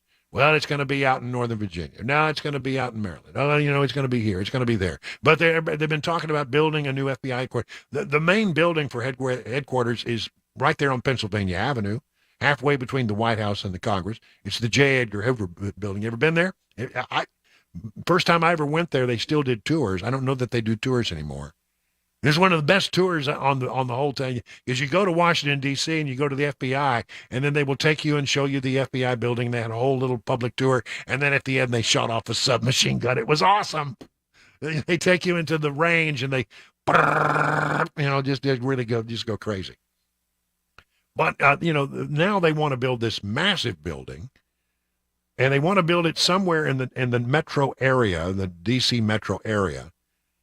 And it will be, as they say, as big potentially as the Department of Defense, the Pentagon. I mean, that's something, isn't it? That's a huge. Have you ever been to the Pentagon? My gosh, you can get lost there.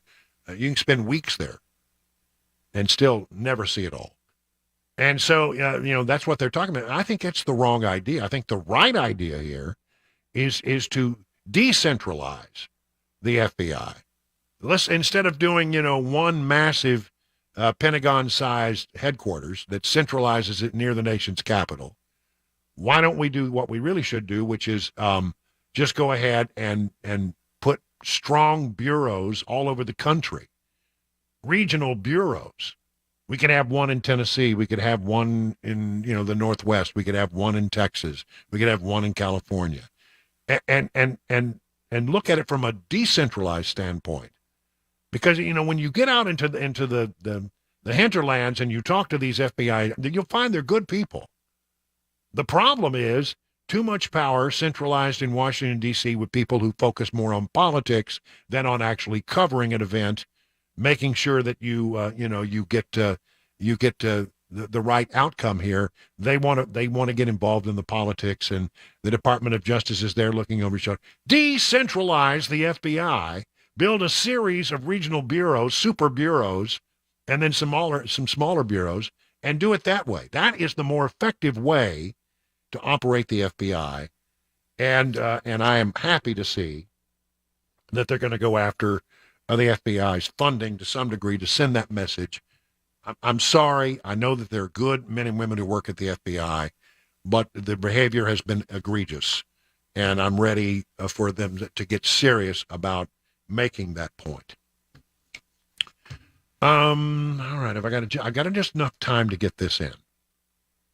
I think it's fascinating. Here at this station, and on this radio program, we have a history of trying to make sure that that we believe the truth is out there.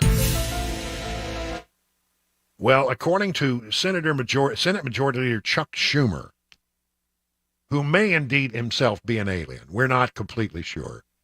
I mean, does anybody know where he was in 1947? Could Roswell, maybe, New Mexico? It doesn't have the right. I don't know.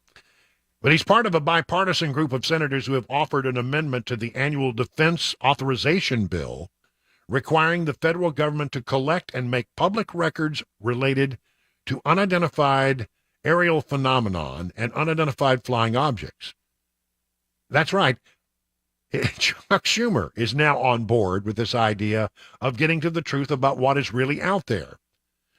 For decades, many Americans have been fascinated by objects mysterious and unexplained.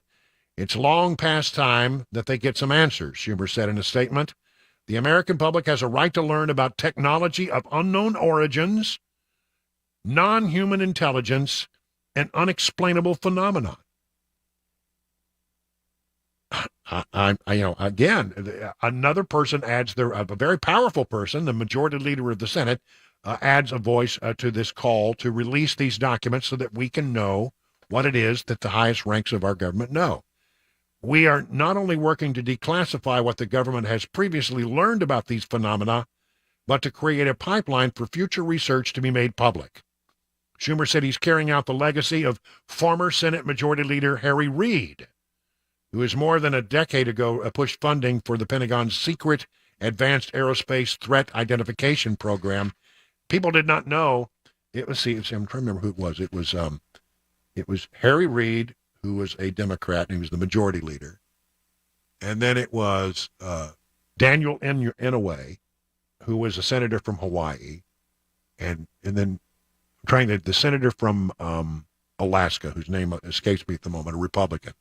All wanted, they'd been around for a lot of years, and they wanted to know the truth, and they started pushing, and so they put this stuff in sort of a secret compartment of the budget that nobody ever knew about, and this thing started, and now it's getting to the point where a lot of very serious people are looking at it and going, we've got to know what it is that has been collected, and the American people has a right to know, what's out there, and what it is that the government thinks they have encountered. Listen to some of these names. The amendment has the support of Senators Mike Rounds, Republican of South Dakota, Marco Rubio, Republican of Florida, the Vice Chairman of the Senate Intelligence Committee, Kirsten Gillibrand, Todd Young, Republican of Indiana, and Martin Heinrich, a Democrat of New Mexico. The lawmakers say the sheer number and variety of stories about UFOs have led some of them and their colleagues to believe the executive branch may be concealing information about possible visits from extraplanetary civilizations. Are we going to get to the end of it? Are we going to get to the bottom of it? Says Marco Rubio, there's a lot we still don't know about these UAPs, and that is a big problem. We've taken some steps along the way to increase transparency and reduce stigmas, but more needs to be done. This is yet another step in the direction, and one I hope will spur further cooperation from the executive branch. 50 minutes now past the hour of 6 o'clock.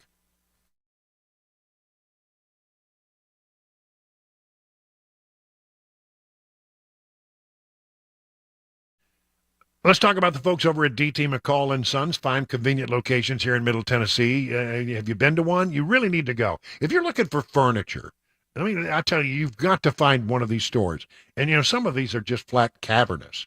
I went up to the store in Carthage and walked around and you go to one room, you say, well, that's pretty interesting.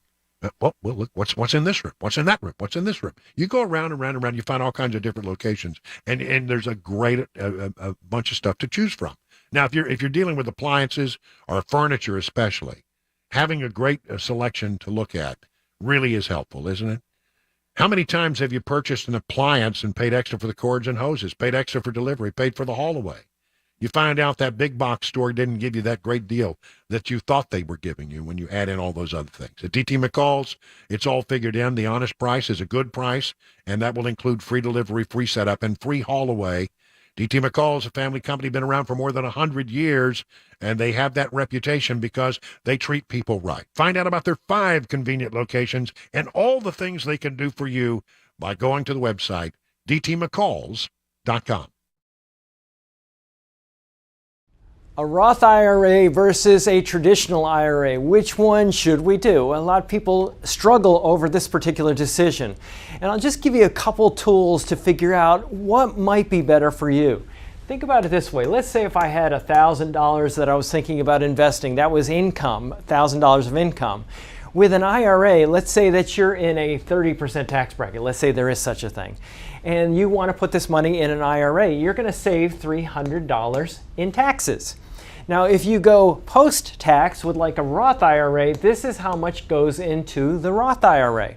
Now, let's say that later on down the road, we have this money and it didn't grow at all, just to keep the math really simple.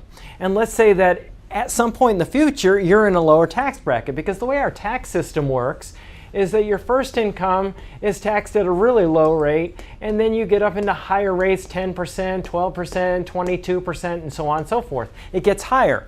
If you're earning income and you're at that particular tax rate up there, you might want to avoid that tax rate right now and take the income at a later point in time when you're in a lower average tax rate. Now let's say that you're in a 10% bracket down here when you pull the money. How much are you going to pay in taxes? 10% of $1,000 is $100. How much do you get to spend? $900. Well, even though I didn't have growth, I had growth because of the difference between my tax rate here and here. And that's the idea. That's one of the things that we look at. We look at Social Security taxation, income taxation, and a lot of factors that might drive you into higher or lower brackets in the future. If you want to learn more about our approach to investing and financial planning, go to paulwinkler.com and set up a free 15-minute phone call, or call 615-851-1950.